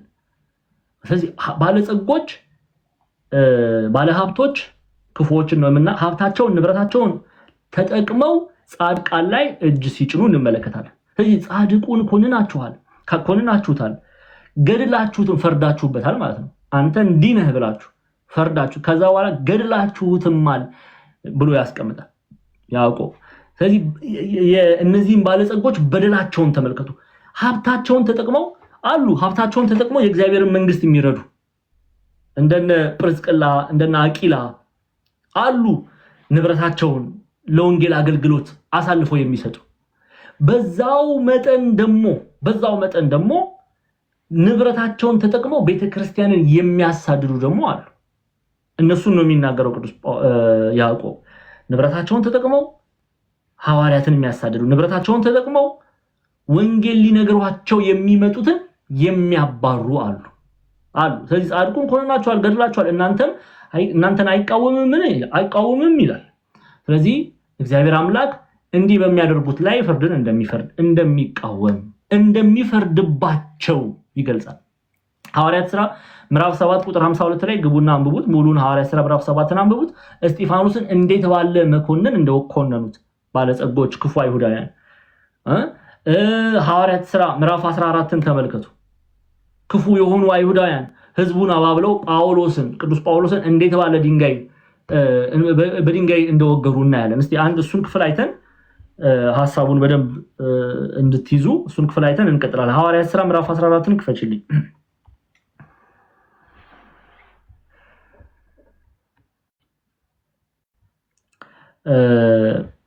ሐዋርያት ሥራ ምዕራፍ 14 ከቁጥር 19 ጀምሮ አሁን እነዚህ ክፉ አይሁዳውያን ምን እንደሚያደርጉ ተመልከቱ። በሀብት በንብረት የበለጸጉ አይሁድ ግን ከአንጾኪያና ከኢቆንዮን መጡ። ህዝቡን አባብለው ጳውሎስን አያችሁ አይደል? ጳውሎስን ምን አደረጉ? ወገሩ። የሞተ መስሏቸው ከከተማ ወደ ውጭ ጎተቱት። ሐዋርያት ሥራን ስናጠና በሰፊው አይተናል ይህን ክፍል። እሺ ከፍ አድርጉ አንዴ። ከዛስ በኋላ ምን አደረጉ? ከፍ ደቀ መዛሙርት ግን ከበውት ሳሉ ተነስቶ ወደ ከተማ ገባ። ደቀ መዛሙርት የተባሉት ክርስቲያኖች ናቸው፣ ምስኪኖች። ጳውሎስን ከበቡት የተባሉት ጳውሎስ የሞተ መስሏቸው ሊቀብሩት ይላሉ አንድም ተትርጓሜያችን ላይ። ደቀ መዛሙርት ግን ከበቡት ማንን? ሐዋርያው ቅዱስ ጳውሎስን። ተነስቶ ወደ ከተማ ገባ ይላል። በነገውም ከበርናባስ ጋር ወደ ደርቤን ወጣ ይላል። ወደ ደበደቡት ተመልሶ ሲገባ እግዚአብሔር አምላክ አስነሳው፣ ጳውሎስን ኃይል ብርታት ሰጠው። ዛሬ ይሄ ወንጌል ይሄ ሐዋርያት ሥራ ክፍል ገድል ላይ ተጽፎ ቢሆን ብዙ እንንተና ይሰድቡን ነበር፣ ግን ይሄ መጽሐፍ ቅዱስ ላይ ነው የተጻፈው። የሞተ መስሏቸው አይሁዳውያን ደብድበው በድንጋይ የሞተ መስሏቸው ጎትተው አውጥተው ጣሉት። ከዛ እግዚአብሔር አምላክ አስነሳው። ወዲያው ጳውሎስ ወደ ደበደቡት ገብቶ ወንጌል ይሰብካል። ከዛስ በኋላ በንጋታው ደግሞ ከበርናባስ ጋር ወደ ደርቤን ወጣ ይላል። ወደ ደርቤን ወጣ ይላል። አሁን ሀብታቸውን ንብረታቸውን ተጠቅመው ባለጠጎች ጳውሎስ ላይ ያደረጉትን ክፋት ተመልከቱ፣ እጅ መጫን ተመልከቱ። ያዕቆብ ይሄንን ነው የተናገረ ያለው ልርሊ ማለት ነው። ቃል በቃል ያዕቆብም እየተናገረ ያለው ይሄን ነው። ይሄን ክፍል ነው የግብፃዊ ቤተክርስቲያናችን አባት ቄስ ቴዎድሮስ ማላቲ ፋዘር ቴዎድሮስ ማላቲ በፓትሪስቲክ ኮሜንታሪው ላይ perhaps he meant ብሎ ይጀምራል perhaps he meant by the just the Lord Jesus as Stephen the deacon rebuked the Jewish saying the just one of whom you know have become the betrayal and murderers. ሐዋርያት ሥራ ምዕራፍ 7 ቁጥር 52ን ያነሳና የስጢፋኖስ ሰማዕትነትን መቀበል ከነቢያት አባቶቻችሁ ያላሳደዱት ማን ነው? የጻድቁን መምጣት አስቀድሞ የተናገሩትን ገደሏቸው። በመላእክትም ሥርዓት ሕግና ተቀበላችሁ ያልጠበቃችሁትን እናንተ አሁን እርሱን አሳልፋችሁ ሰጣችሁ ገደላችሁትም ይላል። ይሄን ክፍል ስጢፋኖስ የተናገረውን ሐዋርያት ሥራ ምዕራፍ 7 ቁጥር 52 ላይ የተናገረውን ያነሳና ክፉ አይሁዳውያን በነቢያት ዘመን ጀምሮ ነቢያቱን ሲያሳድዱ፣ ነቢያቱን ሲኮንኑ፣ ነቢያቱን ሲገድሉ፣ አሁን ደግሞ ዲያቆን ስጢፋኖስን ሰማዕትነት እንዲቀበል ግድ ሲሉት ሐዋርያት ላይ እጅ ሲጭኑ፣ እነዚህ ባለጸጎች እነዚህ ሀብታቸውን ተጠቅመው የእግዚአብሔርን መንግስት ማገልገል ሲገባቸው ሀብታቸውን ተጠቅመው ግን የእግዚአብሔርን መንግስት የሚቃወሙትን ያዕቆብ ይናገራል። ስለዚህ ፍርድን ትቀበላላችሁ ይላል። ፍርድን ይቀበላሉ። ገንዘባቸው አያድናቸውም። ገንዘባቸው ሊያድናቸው ይችላል እንዴ? ባለጸጎች ገንዘባችሁ ሊያድናችሁ ይችላል ወይ ከክርስቶስ ፍርድ? አይችልም። ስለዚህ ፍርድን ይቀበላሉ ይላል። እሺ ቁጥር 6 ላይ ነው ይልኝ ቁጥር 7 ላይ ያዕቆብ አቲን ግልጽ ነው። ብዙ ሰዓት እዛም ማጥፋት አይገባንም። ቁጥር 7 አሁን እዚህ ድረስ እስከ ቁጥር 6 ድረስ ባለጸጎችን እንዲህ ብሎ ከገሰጸ በኋላ ያዕቆብ አሁን ደግሞ ወንድሞች ብሎ መልእክቱን መከራ ለሚቀበሉ በክርስቶስ ክርስቲያን ተብለው በመጠራታቸው ምክንያት መከራ የሚቀበሉትን እንዲህ ይመክራል። ስሙ እንዴት እንደምትወዱት ያዕቆብን። እውነቴን ነው የምላችሁ። እኔ በጣም ያዕቆብን ሁላችንም አሜን ኦፍ ኮርስ ክርስቲያን ነን፣ ሁላችንም እንወደዋለን። ግን ምን ያህል እንደሚሳሳ ተመልከቱ። አሁን ወደ ቀደመው በደንብ ስሙ። ወደ ምዕራፍ 1 መግቢያ ላይ ወደ ተማርነው ልውሰዳችሁ። ወደ መግቢያው ላይ ወደ ተማርነው ምን ብያችኋለሁ? የያዕቆብ መልእክት የተጻፈው ክርስቲያን ለሆኑ አይሁዳውያን ነው። ጎበዝ፣ እነዚህ አይሁዳውያን ምን እየደረሰባቸው ነው ብያለሁ። እስቲ ባካችሁ አስደስቱኝ። እስቲ ዛሬ ደስ ይበለኝ፣ መልሱልኝና ደስ ይበለኝ። ምን እየደረሰባቸው ነው ብያቸዋለሁ። ምን እየደረሰባቸው ነው? ባካችሁ ተው፣ ደስ ይበለኝ፣ ተው መልሱልኝ። ኮሜንት ላይም ችግር ምን መከራ ግፍ እየደረሰባቸው ነው። በምን ምክንያት ነው ግን መከራና ግፍ የሚደርስባቸው? ጎበዝ ትንሽ በምን ምክንያት ነው መከራ ግፍ የሚደርስባቸው? አያሌው ዓለም እሺ፣ በምን ምክንያት በድለው በእምነታቸው ቴንክ ዩ ተባረኩ። በእምነታቸው በክርስቶስ ኢየሱስ በማመናቸው ምክንያት ምን እየደረሰባቸው ነው? መከራ እየደረሰባቸው ነው። እጅ እየተጫነባቸው ነው። እየተገደሉ ነው። እየተሰደዱ ነው። በድንጋይ እየተደበደቡ ነው። ዛሬ እንደምታውቁት አርሲ ላይ ያለ ግፍ በምንም አይደል፣ በክርስቶስ ክርስቲያን ተብለው ስለተጠሩ ወገኖቻችን፣ እናቶቻችን፣ አባቶቻችን፣ እህቶቻችን እየታረዱ ነው አይደል? እንደዛም ያዕቆብ መልእክቱን በሚያዘጋጅበት ጊዜ የክርስቶስ በመሆናቸው ግፍ ይደርስባቸዋል። በነገራችን ላይ ዛሬም ኢየሩሳሌም እኮ እንዲህ አይነት ግፍ አለ። ክፉ አይሁዳውያን እንዲያደርጋሉ። ግልጹን እንነጋገር። ዛሬም በኢየሩሳሌም መስቀል ሲያዩ እነዚህ ክፉ አይሁዳውያን ምራቅ የሚተፉ እኮ አሉ። እንዲያውም በቅርብ ጊዜ አንዲት ሴት አንዲት መነኩሴ ባለሳሳት አታክ ተደርጋለች በክፉ አይሁዳውያን ዘንድ። ክርስቲያኖችን እያሳድ ዛሬ በኢየሩሳሌም ነው። እስራኤል ብትሄዱ ዛሬ እንደዛ ነው። ሩቅ መሄድ አያስፈልግም። እስራኤል ብትሄዱ ዛሬ ድረስ ክርስቲያኖች መከራ እየተቀበሉ ነው ያሉት፣ እየተደበደቡ ነው ያሉት፣ ከእስራኤል ውጡ እየተባሉ ነው ያሉት። ግልጽ አይደለም? እውነት አይደል? እየተነጋገርን ያለ ነው አለ እያደረጉባቸው ነው። በእምነታቸው ምክንያት ግፍ እየደረሰባቸው ነው። አሁን ያዕቆብ እነርሱን ያጽናናል፣ ተስፋ እንዳይቆርጡ። አሁን እንዲያው ማህተባቸውን እንዳይቆርጡ። አሁን ዘንድሮ እንዲህ ግፍ ሳይደርስብን ነው እኛ መስቀላችን የምንቆርጠው። አሁን እኮ እንዲያው እጅ መጫን እንኳን ቀድሞ በዘመነ ያዕቆብ ይደርስ የነበረው እንኳን ዛሬ ላይ በአንዳንድ ቦታዎች እንጂ አሁን በሰላም ነው ቃል እግዚአብሔርን የተማርን ያለ ነው። ዛሬ ላይ በትንሹ ነው እኛ እምነታችንን የምንበጥሳለን፣ ሃይማኖታችንን የምንተው። ግን ምን ይላል ያዕቆብ? ሃይማኖታቸውን እንዲጠብቁ በሚደርስባቸው መከራ በሚደርስባቸው እጅ መጫን ተስፋ ቆርጠው ክርስቶስን እንዳይክዱት ምን ብሎ እንደሚናገራቸው ተመልከቱ። እንግዲህ ወንድሞቼ ብሎ ይጠራቸዋል። በእምነት ወንድሞቹ ናቸው። ኦኬ። እንግዲህ ወንድሞች ሆይ ጌታ እስኪመጣ ድረስ ታገሱ። ማን እስኪመጣ ድረስ ታገሱ አለ? ጌታ እስኪመጣ ድረስ ታገሱ። እነሆ ገበሬው የፊተኛውንና የኋላኛውን ዝናብ እስኪቀበል ድረስ እርሱን እየታገሰ የከበረውን የመሬት ፍሬ ይጠብቃል። አንድ ገበሬ ዘርቶ ዝናብ መጥቶ ዝናብ መሬቱን አጠጥቶ የዘራው ፍሬ እስኪያፈራ ድረስ ምን ይላል? ይጠብቃል፣ ይታገሳል አይደል? ታግሶ ይጠብቃል። አሁን ገበሬ ምሳሌ አድርጎ ነው የሚያመጣው። አንድ ገበሬ ከዘራ በኋላ በተለይ ገጠር የምትኖሩ ታውቃላችሁ፣ ያው እንዳለ መታደል ሆኖ አብዛኞቻችሁ ወሌላ የምትኖሩት ገጠር ግን የምትኖሩ ካላችሁ ታውቃላችሁ። ከተዘራ በኋላ መሬቱ ዝናብ ወርዶ አጠጥቶ እስኪበቅል ድረስ ፍሬ እስኪያፈራ ድረስ ዘሪው ምን ይላል? ይጠብቃል። በትዕግስት ይጠብቃል፣ ይታገሳል። ጎበዞች።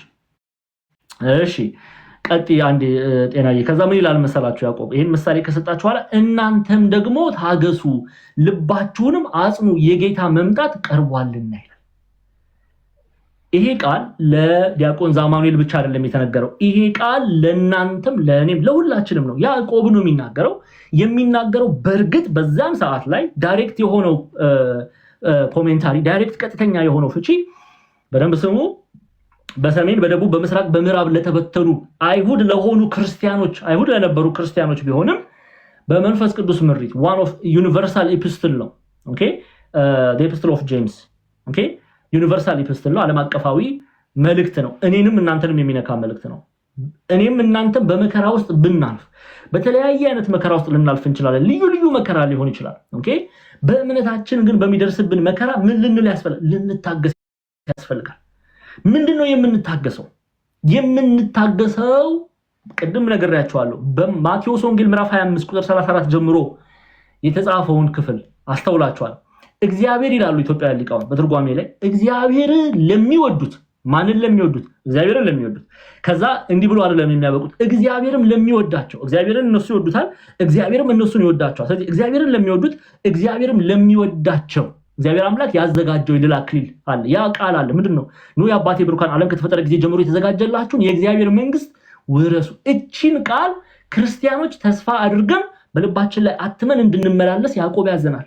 ታገሱ፣ መከራ ቢደርስባችሁ እምነታችሁን እንዳትጥሉ። በብዙ አይነት መከራ ሊደርስባችሁ ይችላል። በቤተሰብ መከራ ሊደርስባችሁ ይችላል። በወዳጅ ዘመድ በባልንጀሮቻችሁ መከራ ሊደርስባችሁ ይችላል። በአሰሪዎቻችሁ መከራ ሊደርስባችሁ ይችላል። አሉ መስቀልሽን አውልቂ የሚሉ ሰዎች ሊኖሩ ይችላሉ። አንዳንድ ጎረምሳም እንዴ ከኔ ጋር መሆን የምትፈልጊ ከሆነ ሃይማኖትሽን ካጂ ሚል ይሆናል። በወንዱም በሴቱም በኩል እንዲህ የሚሉ ሰዎች አሉ። የሉም? ኧረ አሉ። እድሜ ለቲክቶክ ፍየል ነው የሚያሳየን በየደቂቃው። ስንት ፍየል እኮ ነው የምናየው መሰላችሁ? ስንቱ። አሁንማ ኃጢአቱ እንደው አባቶቻችን ይላሉ ውሸት ሲደጋገም እውነት ይመስላል ይላሉ። በቃ አሁን ኃጢአቱ እንደ ጽድቅ የሚቆጠርበት ዘመን ላይ ደርሰናል። በየአደባባይ ላይ የሚለቀቀውን ጉድ እያያችሁ ነው። ሰው እግዚአብሔር ሆይ እባክህ ልቦና ስጠን፣ የንስሐ ልብ ስጠን ሰው ሲታረድ እያየን ነው። ጉድ ነው።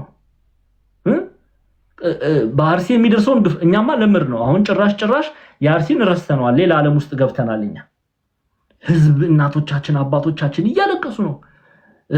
ዝሙቱን እያየነው ነው። ስድቡን እያየነው ነው። ይሄ ሁሉ ክፋት እያየን ነው አይደል? ይሄ ሁሉ በደል እያየን ነው። እግዚአብሔር ግን ይላል በእምነት የጸኑትን ክርስቶስን የሚጠብቁትን በእውነት እሱን የሚወዱትን ምን ይላቸዋል? ተስፋ ይሰጣቸዋል። ያዕቆብ ተስፋችን ምንድነው? ኦርቶዶክሳውያን ክርስቲያኖች ተስፋችን የያዕቆብ መልእክት ነው። ያዕቆብ መልእክት ይኸው ምዕራፍ 5 ቁጥር 8 እናንተ ደግሞ ታገሱ ልባችሁንም አጽኑ የጌታ መምጣት ቀርቧል። የክርስቲያኖች ተስፋ የጌታ መምጣት ነው። አሁን ዲያቆን ዛማኑኤል ምንድነው እየተናገርክ ያለው ልትሉ ትችላላችሁ። አንዳንዶቻችን እግዚአብሔር ሆይ ማራናታ ቶሎና ስንል ኧረ እንዲያው በምን በደሌ ምናምን ይሄ ወንበዴው ነው እንደዚህ የሚናገረው። ትህትና አይደለም። ትህትና ስለሆነ በታችን ትህትናን አይደለም እያልኩ ያሉት። ሃምብል የሚለው ቃል ትህትናን አይደለም እየተናገርን ያለው። ይሄ ወንበዴነት ነው። ስሙ ክርስቶስ ሆይ አማናዊቷ ቤተክርስቲያን ማራናታ ቶሎና ነው የምትለው። እራሷን አዘጋጅታ ከፊት መጨማደድ ተጠብቃ ጌታዋን ተጠብቃለች። አማናዊቷ ቤተክርስቲያን እራሱን የማያዘጋጅ ነው የጌታ መምጣትን የማይናፍቅ። ይሄንን ደግሞ ቅዱስ ዮሐንስ በአንደኛ ዮሐንስ መልእክት ምዕራፍ 4 ላይ ተናግሮናል፣ አስተምሮናል፣ መክሮናል። አንደኛ ዮሐንስ መልእክት ምዕራፍ 4ን ክፈችልኝ። ብዙ ጊዜ ካስተዋልን ብዙ ጊዜ ተናግሬያለሁ፣ ግን እንመልከተው ቁጥር 17 ጀምሮ። ቁጥር 17 መጽናኛችን ኦርቶዶክሳውያን ክርስቲያኖች የፍርድ ቀን ነው። በቃ ምንም አይነት ነገር ልሰጣችሁ አልችልም። የኔና የእናንተ መጽናኛ ያቺ የፍርድ ቀን ናት። ለምን? ይፈረድልናልና። ይሄው ተመልከቱ። በፍርድ ቀን ግን ድፍረት ይሆንልን ዘንድ አለ ቅዱስ ዮሐንስ ወልደ ዘብዴዎስ። እናቱ ማርያም ባፍሊያ ትባላለች። ኢትዮጵያ ሊቃውንት ማርያም ባፍሊያ ብለው ይጠሯታል። ኦኬ የቅዱስ ዮሐንስ ወንድም ነው። የቅዱስ ያዕቆብ ወንድም ነው ቅዱስ ዮሐንስ። ኦኬ እናታችን ቅድስት ድንግል ማርያምን እናት አድርጎ ወደ ቤቱ ወስዷታል። ምን ይላል? በፍርድ ቀን ድፍረት ይሆንልን ዘንድ ፍቅር በዚህ ከኛ ጋር ተፈጽሟል አለ። በፍርድ ቀን ድፍረት ይሆንልን ዘንድ ፍቅር በዚህ ከኛ ጋር ተፈጽሟል ካለ በኋላ ስሙ እርሱ እንዳለ እኛ ደግሞ እንዲሁ በዚህ ዓለም ነንና ካለ በኋላ ፍጹም ፍቅር ፍርሃትን አውጥቶ ይጥላል። ፍጹም ፍቅር ምንን አውጥቶ ይጥላል? ፍጹም ፍቅር ፍርሃትን አውጥቶ ይጥላል እንጂ በፍቅር ፍርሃት የለም። ፍርሃት ቅጣት አለውና የሚፈራ ሰው ፍቅሩ ፍጹም አይደለም ይላል። እየገባችሁ ነው ምን እያለ እንደሆነ ቅዱስ ዮሐንስ? የፍርድ ቀንን የማይናፍቅ ክርስቲያን ሲጀምር እውነተኛ ክርስቲያን አይደለም። ይሄ ግን የፍርድ ቀንን የማይናፍቅ ከክርስቶስ ጋር መሆንን የማይናፍቅ ጌታችን መራችን ኢየሱስ ክርስቶስ በትንሣኤ ዘጉባኤ መጥቶ ኑ የአባቴ ብሩካን ዓለም ከተዘጋጀ ጀምሮ የተዘጋጀላችሁን የእግዚአብሔር መንግስት ወረሱ የሚለውን ቃል የማይናፍቅ ፍቅሩ ፍጹም አይደለም እያለ ነው። ፍቅሩ ፍጹም አይደለም እያለ ነው። ፍቅሩ ፍጹም አይደለም። ለምን? የሚፈራው በደለኛ ስለሆነ ነው። የሚፈራው ንስሐ ስላልገባ ነው። የሚፈራው ስጋው ደሙ ስላልተቀበለ ነው። የሚፈራው በትንሣኤ ልብ ስላልተመላለሰ ነው የሚፈራው። ለክርስቲያኖች ግን መጽናኛችን የጌታ መምጣት፣ የክርስቲያኖች መጽናኛችን ትንሣኤ ዘጉባኤ፣ ለክርስቲያኖች መጽናኛችን ክርስቶስን ማየት፣ ከእርሱ ጋር መሆን፣ ይሄ ነው መጽናኛችን። መከራ ቢደርስብን አሁን ቆይ ምንድነው የምንለው? አሁን ምንድነው የምንለው? አሁን አብዛኛው ጊዜ እሺ አባታችን ቀሲስ ይቅርታ አባታችን መምህር ተመስገን መጥተዋል። አንድ ሰው ብቻ ላውርድ። መጽናኛችን ምንድነው? አሁን ሰው ሲሞት ምንድነው የምንለው? ኦርቶዶክሳውያን ክርስቲያኖች ትትና ብቻ ነው እዚህ የምትመልስ ትትና። ሰው ሲሞት ምንድነው የምንለው? እኛ ኖርዋሊ ምንጽናናው በምን ቃል ነው የምንጽናናው? መምህር ይግቡ በምን ቃል ነው የምንጽናናው? አታምታታ። እሺ እናንተ መልሱ። አረ መልሱልኝ እባካችሁ ልለምናችሁ። በምን ቃል ነው የምንጽናናው? በእግዚአብሔር ቃል መምህር፣ በእግዚአብሔር ቃል። እሺ በእግዚአብሔር ቃል። ግን አሁን ምን ብለን ነው የምንጽናናው? አሁን ለምሳሌ በዚሁ አጋጣሚ እጅጉን የምንወዳት እህታችን ሀና እናቷን ከዚህ ድንኳን እናቷ ተለይታለች እና ስናጽናናት ምን እያለው ነው? አይዞሽ ከእግዚአብሔር ጋር ናት አይደለ? ከእግዚአብሔር ጋር ነው ያለችው፣ በረፍት ቦታ ነው ያለችው፣ መልካም ቦታ ነው ያለችው እያለን ነው የምንጽናናው። ልርሊ ያስዋት ያዕቆብ እየተናገረ ያለው በምንም አይነት መከራ ውስጥ፣ በምንም አይነት ፈተና ውስጥ፣ በምንም አይነት ተግዳሮት ውስጥ እጅ መጫን ውስጥ ብናልፍ ይላል። ወደ ያዕቆብ መልእክት ተመለሽልኝ ጤናዬ ምዕራፍ 5 ላይ በምንም አይነት መከራ ውስጥ ብናልፍ መጽናኛችን ያ የፍርድ ቀን ነው። ምክንያቱም ጌታችን መድኃኒታችን ኢየሱስ ክርስቶስ ሲመጣ እርሱ ይፈርድልናልና ተስፋ የምናደርገው የበደሉን ሰዎች ፍርዳቸውን የሚቀበሉበት ኦኬ። እኛ ደግሞ እምነትን ከስራ ጋር ጠብቀን ስለቆየን የድል አክሊል የምንቀናጅበት ያቺ ቀን ናት። ያቺ ቀን ለቤተ ክርስቲያን የደስታ ቀን ነው፣ የፍርሃት ቀን አይደለችም። አሁን እኔ የፍርሃት ቀን አይደለችም ስል ለአማናዊቷ ቤተክርስቲያን ቅዱስ ዮሐንስ እንደነገረን ለአማናዊቷ ቤተክርስቲያን በዮሐንስ ወንጌል በአንደኛ ዮሐንስ መልእክት ምዕራፍ 4 ላይ ቁጥር 17 ጀምረን ያየናት ያቺኛዋ አማናዊቷ ቤተክርስቲያን በክርስቶስ የተወደደችዋ ቤተክርስቲያን የክርስቶስ የሚመጣበት ለፍርድ የሚመጣበት ቀን የሷ ደስታ ቀን ነው። ምክንያቱም የድል አክሊል የምትቀናጅበት ቀን ነው። ኦኬ ነይ ኑ የአባቴ ብሩካን ዓለም ከተፈጠረ ጊዜ ጀምሮ የተዘጋጀላችሁን የእግዚአብሔር መንግስት ውረሱ የሚለውን ቃል የሚያጽናናውን ቃል የምትሰማበት ቀን ነው። ስለዚህ የደስታ ቀን ነው፣ የተስፋችን ቀን ነው። ያዕቆብም እያለ ያለው ይሄ ነው። እናንተ ደግሞ ታገሱ፣ ልባችሁንም አጽኑ፣ የጌታ መምጣት ቀርቧልና ይላል። አያችሁ አይደለ? መከራ እየተቀበሉ ነው እነዚህ ክርስቲያን የሆኑ አይሁዳውያን። ባክግራውንድ አይሁዳውያን ናቸው፣ ከይሁዲ ነው የመጡት፣ ግን ክርስቲያኖች ናቸው። መከራ በክርስቶስ በማመናቸው ምክንያት መከራ እየተቀበሉ ነው። ግን ምን ይላቸዋል? እንዲጽናኑ፣ ተስፋ እንዳይቆርጡ ማለት ነው። እንዲጽናኑ ይላቸዋል፣ የጌታ መምጣት ቀርቧልና። አሁን አርሲ ላሉ ወገኖቻችንም እንዲጽናኑ የጌታ መምጣት ቀርቧልና እያልን ልናጽናናቸው ያስፈልጋል። ከጎናቸው ልንቆም ያስፈልጋል። ድምፅ ልንሆናቸው ያስፈልጋል። በዘመኑ ያሉ በያዕቆብ መልእክቱን በሚያዘጋጅበትም ዘመን ያሉትን ክርስቲያኖች እንዲህ እያለ ያዕቆብ ያጽናናል። የጌታ መምጣት ቀርቧልና ይላል። ስለዚህ የጌታ መምጣት ለአማናዊቷ ቤተክርስቲያን መጽናኛዋ ነው። እየሰማችሁ ነው። ከዚህ በኋላ ማራናታ ስንል ኧረ እኔው በምን በደሌ በምን ስራዬ ምናምን እንዳትሉ። ይሄ የቤተክርስቲያን ድምፅ አይደለም፣ ትህትናም አይደለም። ልንናፍቅ ነው የሚያስፈልገው። ልንናፍቅ ነው የሚያስፈልገው። ይሄንን ነው ቅዱስ ዮሐንስ ተውት ዲያቆን ዛማኑኤል ቅዱስ ዮሐንስ በአንደኛ ዮሐንስ መልእክት ምዕራፍ 4 ቁጥር 17 ጀምሮ ቢነግረን የሚፈራ ሰው ግን በደለኛ ነው ይላል። አሁን የጌታ መምጣትን የማይፈልግ ሰው በመካከላችን ሊኖር ይችላል፣ በማወቅም ባለማወቅም። አሁን ለምሳሌ ጌታዬ ሆይ ና ስንል ኧረ እንዴ በምን ኃጢአት በምን ስራዬ ኧረ እንዳይመጣ የሚል ሰው በመካከላችን ካለ ያ ሰው የሰረቀው ነገር አለ ማለት ነው። ንስሐ አልገባም ማለት ነው። ንስሐ መግባትም አይፈልግም ማለት ነው። አይ ንስሐ ገብቶ በትንሣኤ ልቦና የተነሳ ሰው በቤተክርስቲያን ሚስጥር የሚያልፍ ሰው የጌታን መምጣት ይናፍቃል። መጽናኛው ነውና አይሻልም? እሱ ቢመጣ አይሻልም? ክርስቲያኖች ከዚህ ሁሉ እረፍት፣ ከዚህ ሁሉ ጫጫታ፣ ከዚህ ሁሉ ጥርስ ማፏጨት፣ ከዚህ ሁሉ ለቅሶ እርሱ መጥቶ ቢያሳርፈን አይሻልም? እሱ ተስፋችን ነው። መመኪያችን ክርስቶስ ነው። ይሄንን ነው ያዕቆብ የሚናገረው። ይሄው ነገረ ሐዋርያት የሐዋርያትን ትምህርት ነው እያያችሁ ያላችሁት። ስለዚህ እግዚአብሔርን ሐዋርያት ከክርስቶስ ጋር መኖርን ከእርሱ ጋር መሆንን ይናፍቃሉ፣ መጽናኛቸውም ነው።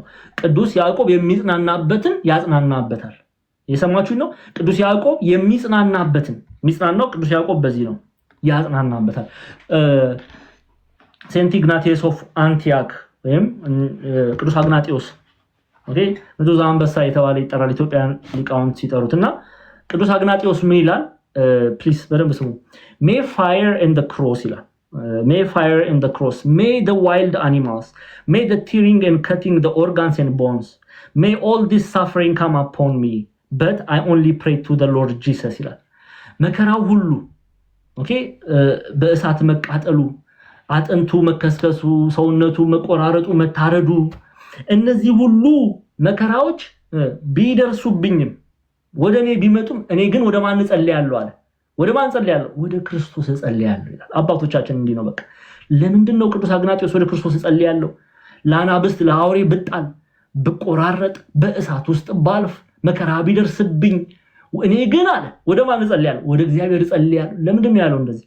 ምክንያቱም መጽናኛው ክርስቶስ ነውና፣ እረፍቱ ክርስቶስ ነውና። እኛም እንዲህ ነው ማድረግ ያለብን እንደ አባቶቻችን። ወደ ማን ልናለቅስ ነው? ወደ እግዚአብሔር። ወደ ማን ልንጸልይ ነው የሚያስፈልገው? ወደ እግዚአብሔር። ይሄንን ነው ቅዱስ አግናጢዮስ የሚያስተምረን። ከኔ ጋር ናችሁ ክርስቲያኖች? ከኔ ጋር ናችሁ አይደለ? ይሄንን ነው ቅዱስ አግናጢዮስ የሚያስተምረን። እሺ አንድ ሁለት የመጽሐፍ ቅዱስ ክፍል እንመልከት። የመጽሐፍ ቅዱስ ክፍል እንመልከት።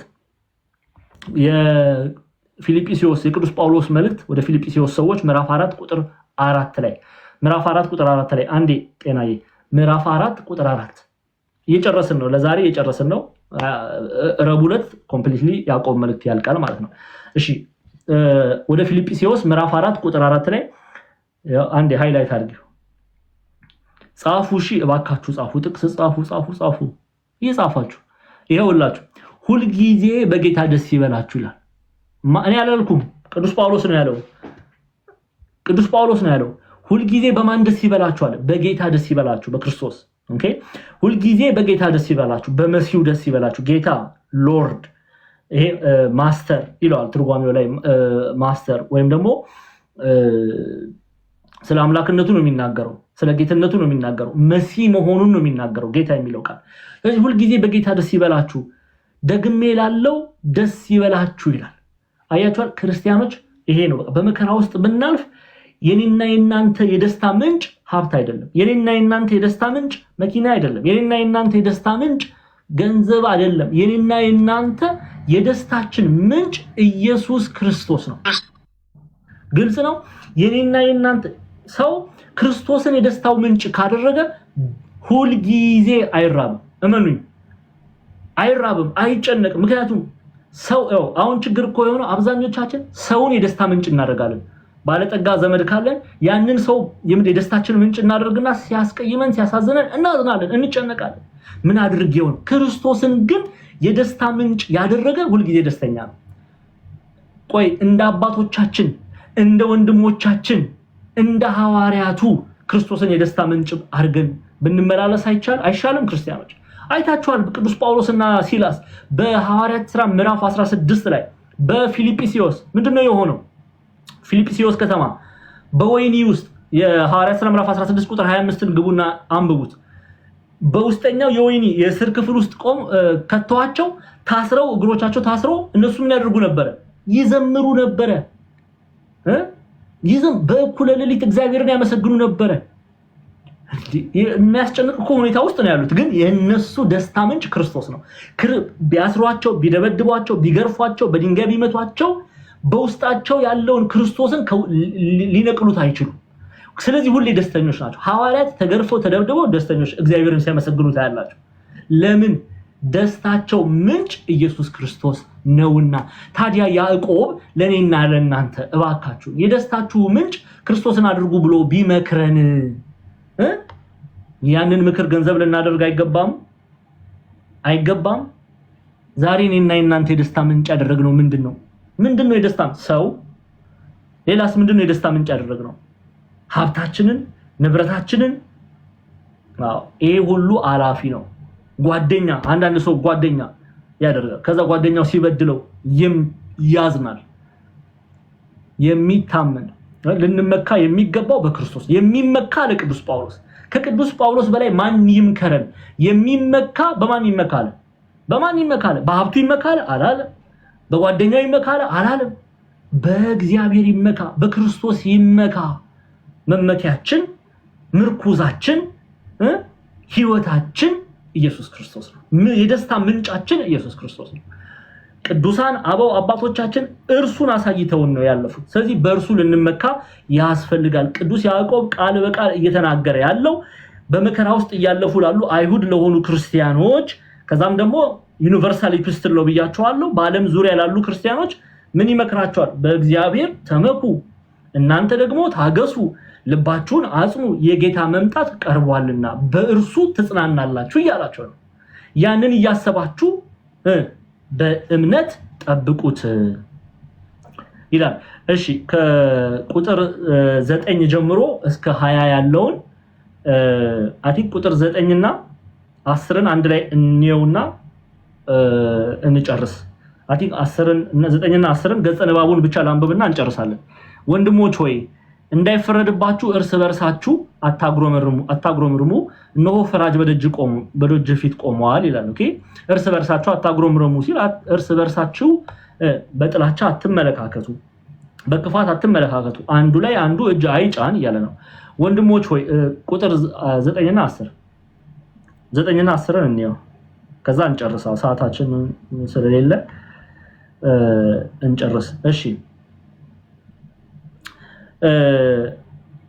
ወንድሞች ሆይ የመከራ የትዕግስት ምሳሌ የሆኑትን በጌታ ስም የተናገሩትን ነቢያትን ተመልከቱ ይላል። ኦኬ 9 እና 10 ላይ አበው በትርጓሜያችን ላይ በመምህራን፣ በምዕመናን፣ በነዳያን በባለጸጎች አትዘኑ፣ እንዳይፈረድባችሁ ፍርድስ የለም፣ የትሩፋት ዋጋችሁ እንዳይቀርባችሁ ማለት ነው ብሎ ያስቀምጡታል። ምን ማለት ነው? እርስ በርሳችሁ ወንድሞች የሚለው በስጋ ወንድምነት ብቻ የታሰሩትን አይደለም፣ ምዕመናን ይሉታል አበው በትርጓሜያችን ላይ። እርስ በርሳችሁ በቤተክርስቲያን እቅፍ ውስጥ ያላችሁ አትጠላሉ፣ አትተቻቹ፣ አትገፋፉ፣ በፍቅር ሁኑ፣ እንዳይፈረድባችሁ ፍርድን እናንተም ከነዚህ ባለጸጎች ፍርድ እንዳትካፈሉ ከእግዚአብሔር ዘንድ አላውቃችሁም የሚለውን ፍርድ እንዳትቀበሉ ምን አድርጉ? በፍቅር ሁኑ ይላሉ። ከዛ ይቀጥሉና እዛው ክፍል ላይ ቁጥር 10 ላይ ወንድሞች ሆይ እንዳይፈረድባችሁ እርስ በርሳችሁ አታጉረምርሙ ካለ በኋላ እሺ ወንድሞች ሆይ የመከራን የትዕግስትን ምሳሌ የሆኑትን በጌታ ስም የተናገሩትን ነቢያትን ተመልከቱ ይላል። ኦኬ ነቢያትን ተመልከቱ፣ ነቢያቱን ተመልከቱ፣ ሐዋርያቱን ተመልከቱ፣ ምሳሌ አድርጓቸው ማለት ነው። ለዚህ ነው ቅዱስ ጳውሎስ በአንደኛ ቆሮንቶስ ምዕራፍ 11 ቁጥር 1 ክፈችልኝ። በአንደኛ ቆሮንቶስ ምዕራፍ 11 ቁጥር 1 ጀምሮ ምን ያለ እኔ ክርስቶስን እንደመሰልኩ እኔን ምሰሉ ይላል። ቀደምም ብያችኋለሁ። ቅዱስ ቀለሜንጦስ ደሮ ባለሳሳት ያ ፎሎ ዘ ሴንትስ ቅዱሳንን ተከተሉ፣ ቅዱሳን የሚከተል ቅዱስ ይሆናል ብሎ ያስተምራል። ኦኬ ሶ ቅዱስ ጳውሎስን በቆሮንቶስ መልእክቱ ላይ አሁን እንጀምረዋለን። ያዕቆብን ስንጨርስ አንደኛ ቆሮንቶስ ምዕራፍ 11 ክፈችልኝ። ምዕራፍ 11 ቁጥር 1 ጀምሮ ሃይላይት አስጠጊው። እኔ ክርስቶስን እንደመመስል እኔን ምሰሉ አለ። ምክንያቱም ቅዱስ ጳውሎስ እኔን ምሰሉ ሲል ክርስቶስን የመሰለው በመልክ ወይም ባለባበስ ምናምን አይደል። እሱ ኢየሱስ ክርስቶስ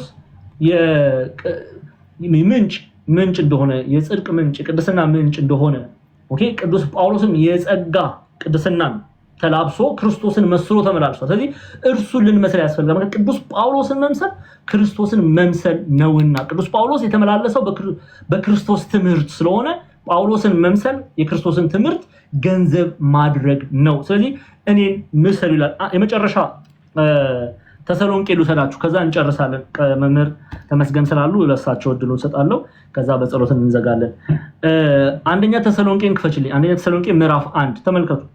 እንግዲህ ተሰሎንቄ ዛሬ ላይ ኦኬ ሰሜናዊት ግሪክ ናት። በመቄዶንያ አውራጃ የምትገኝ ከተማ ናት። ቅዱስ ጳውሎስ በሐዋርያት ሥራ ምዕራፍ 17 ወደዚች ከተማ ገብቶ ወንጌልን አስተምሮ ቤተክርስቲያንን ተክሏል። ኦኬ ቤተክርስቲያን ፍሎሪሽ ሆናለች በዚች ከተማ ውስጥ። አሁን ቅዱስ ጳውሎስ ይሄን ካደረገ በኋላ መልእክት ይልክላቸዋል፣ እየጻፈ ያጽናናቸዋል፣ ይመክራቸዋል።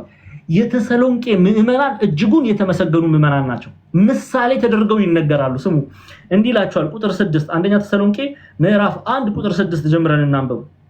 ከቁጥር 5 ጀምሬ ላንብብላችሁ። 5 6 7 ሙሉን ያብራራላችኋል። ከዛ እንጨርሳለን። እሺ እና ከቁጥር 5 ወንጌላችን ብሎ ነው የሚጀምረው። ጤና ወንጌላችን ብሎ ይጀምራል። አዎ ወንጌላችን በኃይልና በመንፈስ ቅዱስ በብዙ መረዳት እንጂ በቃል ብቻ ወደ እናንተ አልመጣንም ማለት። ኦኬ ምን ማለት ነው? ኢየሱስ ክርስቶስ ጌታ ነው እያልን ብቻ አይደለም፣ ወይም ኢየሱስ ክርስቶስ አምላክ ነው እያልን ብቻ አይደለም፣ ኢየሱስ ክርስቶስ መሲህ ነው እያልን ብቻ አይደለም የመጣ ነው። የእግዚአብሔር የመንፈስ ቅዱስ ኃይል በእኛ ላይ ተገልጧል። የታመመ እየተፈወሰ፣ እውር የሆነ አይኑ እየበራ፣ በክፉ ደዌ የተያዘ እየተፈወሰ፣ በክፉ አጋንንት የተያዘ ከክፉ እስራቱ እየተፈታ ነው የመጣ ነው ሲሉ ነው። በብዙ መረዳት እንጂ በቃል ብቻ ወደ እናንተ አልመጣንም። ኃይል የመንፈስ ቅዱስን ኃይል እየተመለከታችሁ ነበረ እያለ ቅዱስ ጳውሎስ የሚጀምረው። ከዛ ምን አለ? እናንተ እንዴት እንደነበርን ታውቃላችሁ አለ። በተሰሎንቄ ሳለን እንዴት ባለ ፍቅር፣ እንዴት ባለ እንክብካቤ እንደተንከባከብናችሁ፣ እንዴት ባለ ወንጌልን እንደሰብካችሁ። ኢትዮጵያውያን ሊቃውንት በትርጓሜ ላይ ይላሉ ቅዱስ ጳውሎስ ማታ ማታ ድንኳን እየሰፋ ቀን ቀን ወንጌል ይሰብክ ነበረ። በምን አይነት ዋጋ ያገለግላቸው እንደነበረ ይነግራቸዋል። እሺ አሁን ቀጣይ ቁጥር ደግሞ አለ ከፍ ነው ደግሞ እናንተ ቃሉን በብዙ መከራ ከመንፈስ ቅዱስ ደስታ ጋር ተቀበላችሁ ካለ በኋላ እኛንና ይሄን ዋናው ቃል እንድታሰምሩበት በፈልገው ጌታን የምትመስሉ ሆናችኋል። እኛን ማለት ሐዋርያትን ነቢያቱን መሰላችሁ። ከዛ ደግሞ ጌታን የምትመስሉ ሆናችኋል። ምን እያለ ነው? ምን እያለ ነው ቅዱስ ጳውሎስ? እነርሱ ወንጌልን ሰምተው ኦኬ በዘመኑ በተለይ እቺ በተሰሎንቄ ከተማ ብዙ ክርስቲያኖች ታርደዋል። ብዙ ክርስቲያኖች ደም ፈሷል። ብዙ ክርስቲያኖች ሰማዕትነትን ተቀብለዋል። ለምን? ክርስቶስን ካዱ ሲባሉ አንክድም እያሉ እምነታቸውን ጠብቀው ዋጋ እየከፈሉ እንደሆነ ስለሰማ ቅዱስ ጳውሎስ እኛን መሰላችሁ፣ ሐዋርያትን መሰላችሁ። እሺ በዚህ ብቻ አላበቃም፣ ጌታን መሰላችሁ አላቸው። ወይ ጉድ! መልሱልኝ። አሁን ኢትዮጵያውያን ክርስቲያኖች ይሄ ቃል ለኛ አሁን ቅዱስ ጳውሎስ በዚህ ዘመን ቢኖር እንዲህ ብሎ ይጠራናልኛል? እንዴት አይነት እምነት ቢያይባቸው ነው? እንዴት አይነት የእምነት ጽናት ቢያይባቸው ነው? እንዴት አይነት ብርታትን ቢያይባቸው ነው እንዴ ተናገራቸው? ደስ አይልም? አሁንም በዚህ ብቻ አላበቃም። ቁጥር 8 ላይ ነው ይልኝ። ቁጥር 8 ላይ እንዲህ ብሎ ብቻ አላበቃም። ስሙት፣ ይሄን ጀግና ሐዋርያ ስሙት። ጆሮቻችሁን ስጡት። እሺ ለሱ ስጡት። ለዚህ አሁን ለዓለም አይደለም፣ ወይም የዓለምን ድምጽ ለሚናገሩ ሰዎች አይደለም። መስማት ካለብን ጳውሎስን ነው መስማት ያለብን። መስማት ካለብን ቅዱስ ዮሐንስን ነው መስማት ያለብን። ስሙ ምን እንደሚል ከእናንተ ወጥቶ አለ።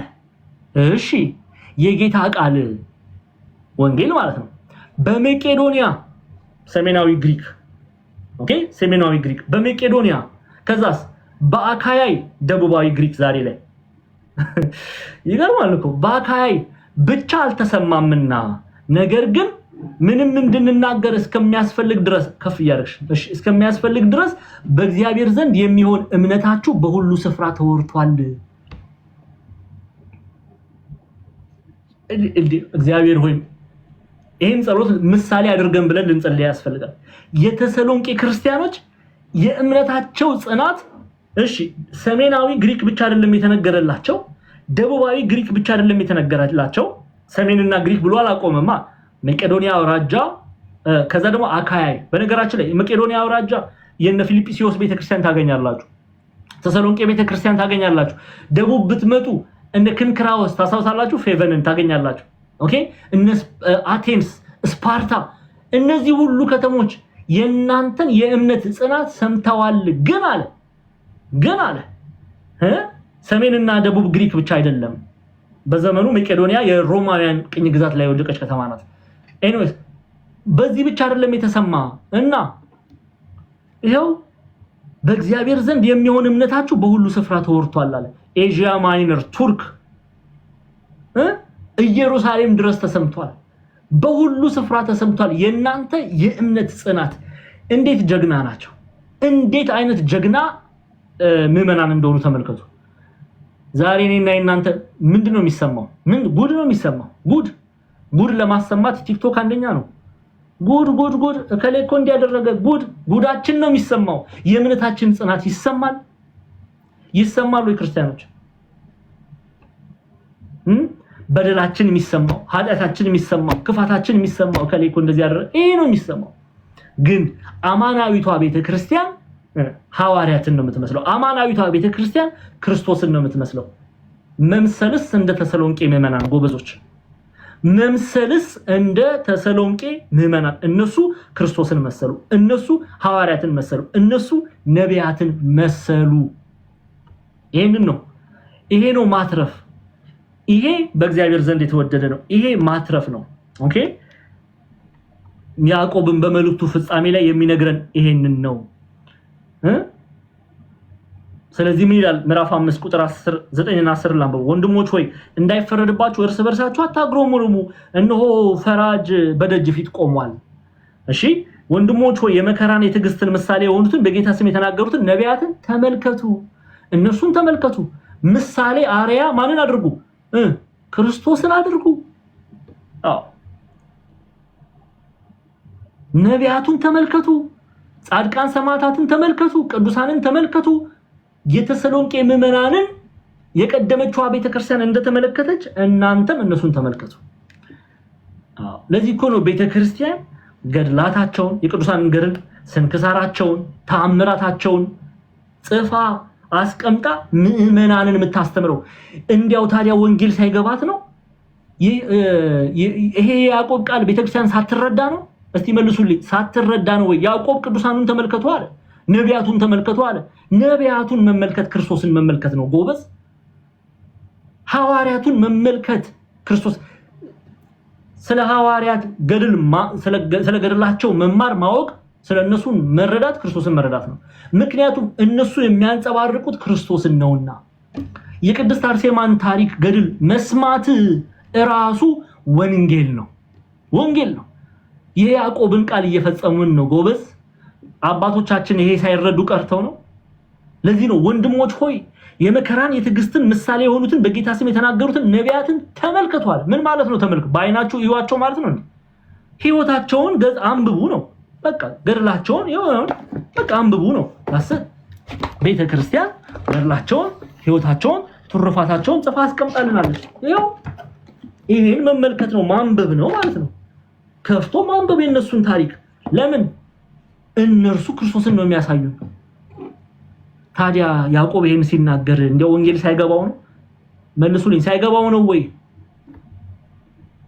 አይደለም ስለዚህ ወንድሞች ሆይ የተባሉ የሚያምኑትን ክርስቲያኖችን ነው በነገራችን ላይ ወንድሞች ነው አሕዛብን አይደለም እዚህ ክፍል ላይ ወንድሞች ያላቸው ክርስቲያኖችን ነው በክርስቶስ የሚያምኑትን የመከራና የትዕግስት ምሳሌ የሆኑትን በጌታ ስም የተናገሩትን ነቢያትን ተመልከቱ ጻድቃን ሰማዕታት በማን ስም ነው የተናገሩት እነ ቅዱስ አግናጤዎስ በማን ስም ነው የተናገሩት በማን ስም ነው በክርስቶስ ኢየሱስ ስም እነርሱን ተመልከቱ ማለት ክርስቶስን ካዱ ማለት አይደለም በቅንነት ተረዱን ወንድሞቻችን እህቶቻችን ስለ ቅዱሳን መማር ማወቅ ስለ ክርስቶስ ማወቅ ነው እነርሱ የሚያንጸባርቁት ኢየሱስ ክርስቶስን ነውና ስለዚህ ያዕቆብ ይሄንን ትእዛዝ አዟል ኦርቶዶክሳዊቷ ቤተክርስቲያን ዛሬም ነገም ወደፊትም የቅዱሳንን ገድል ትናገራለች ታምራታቸውን ትናገራለች ስንክሳራቸውን ትናገራለች ለምን እነርሱ ክርስቶስን ነው የሚያሳዩንና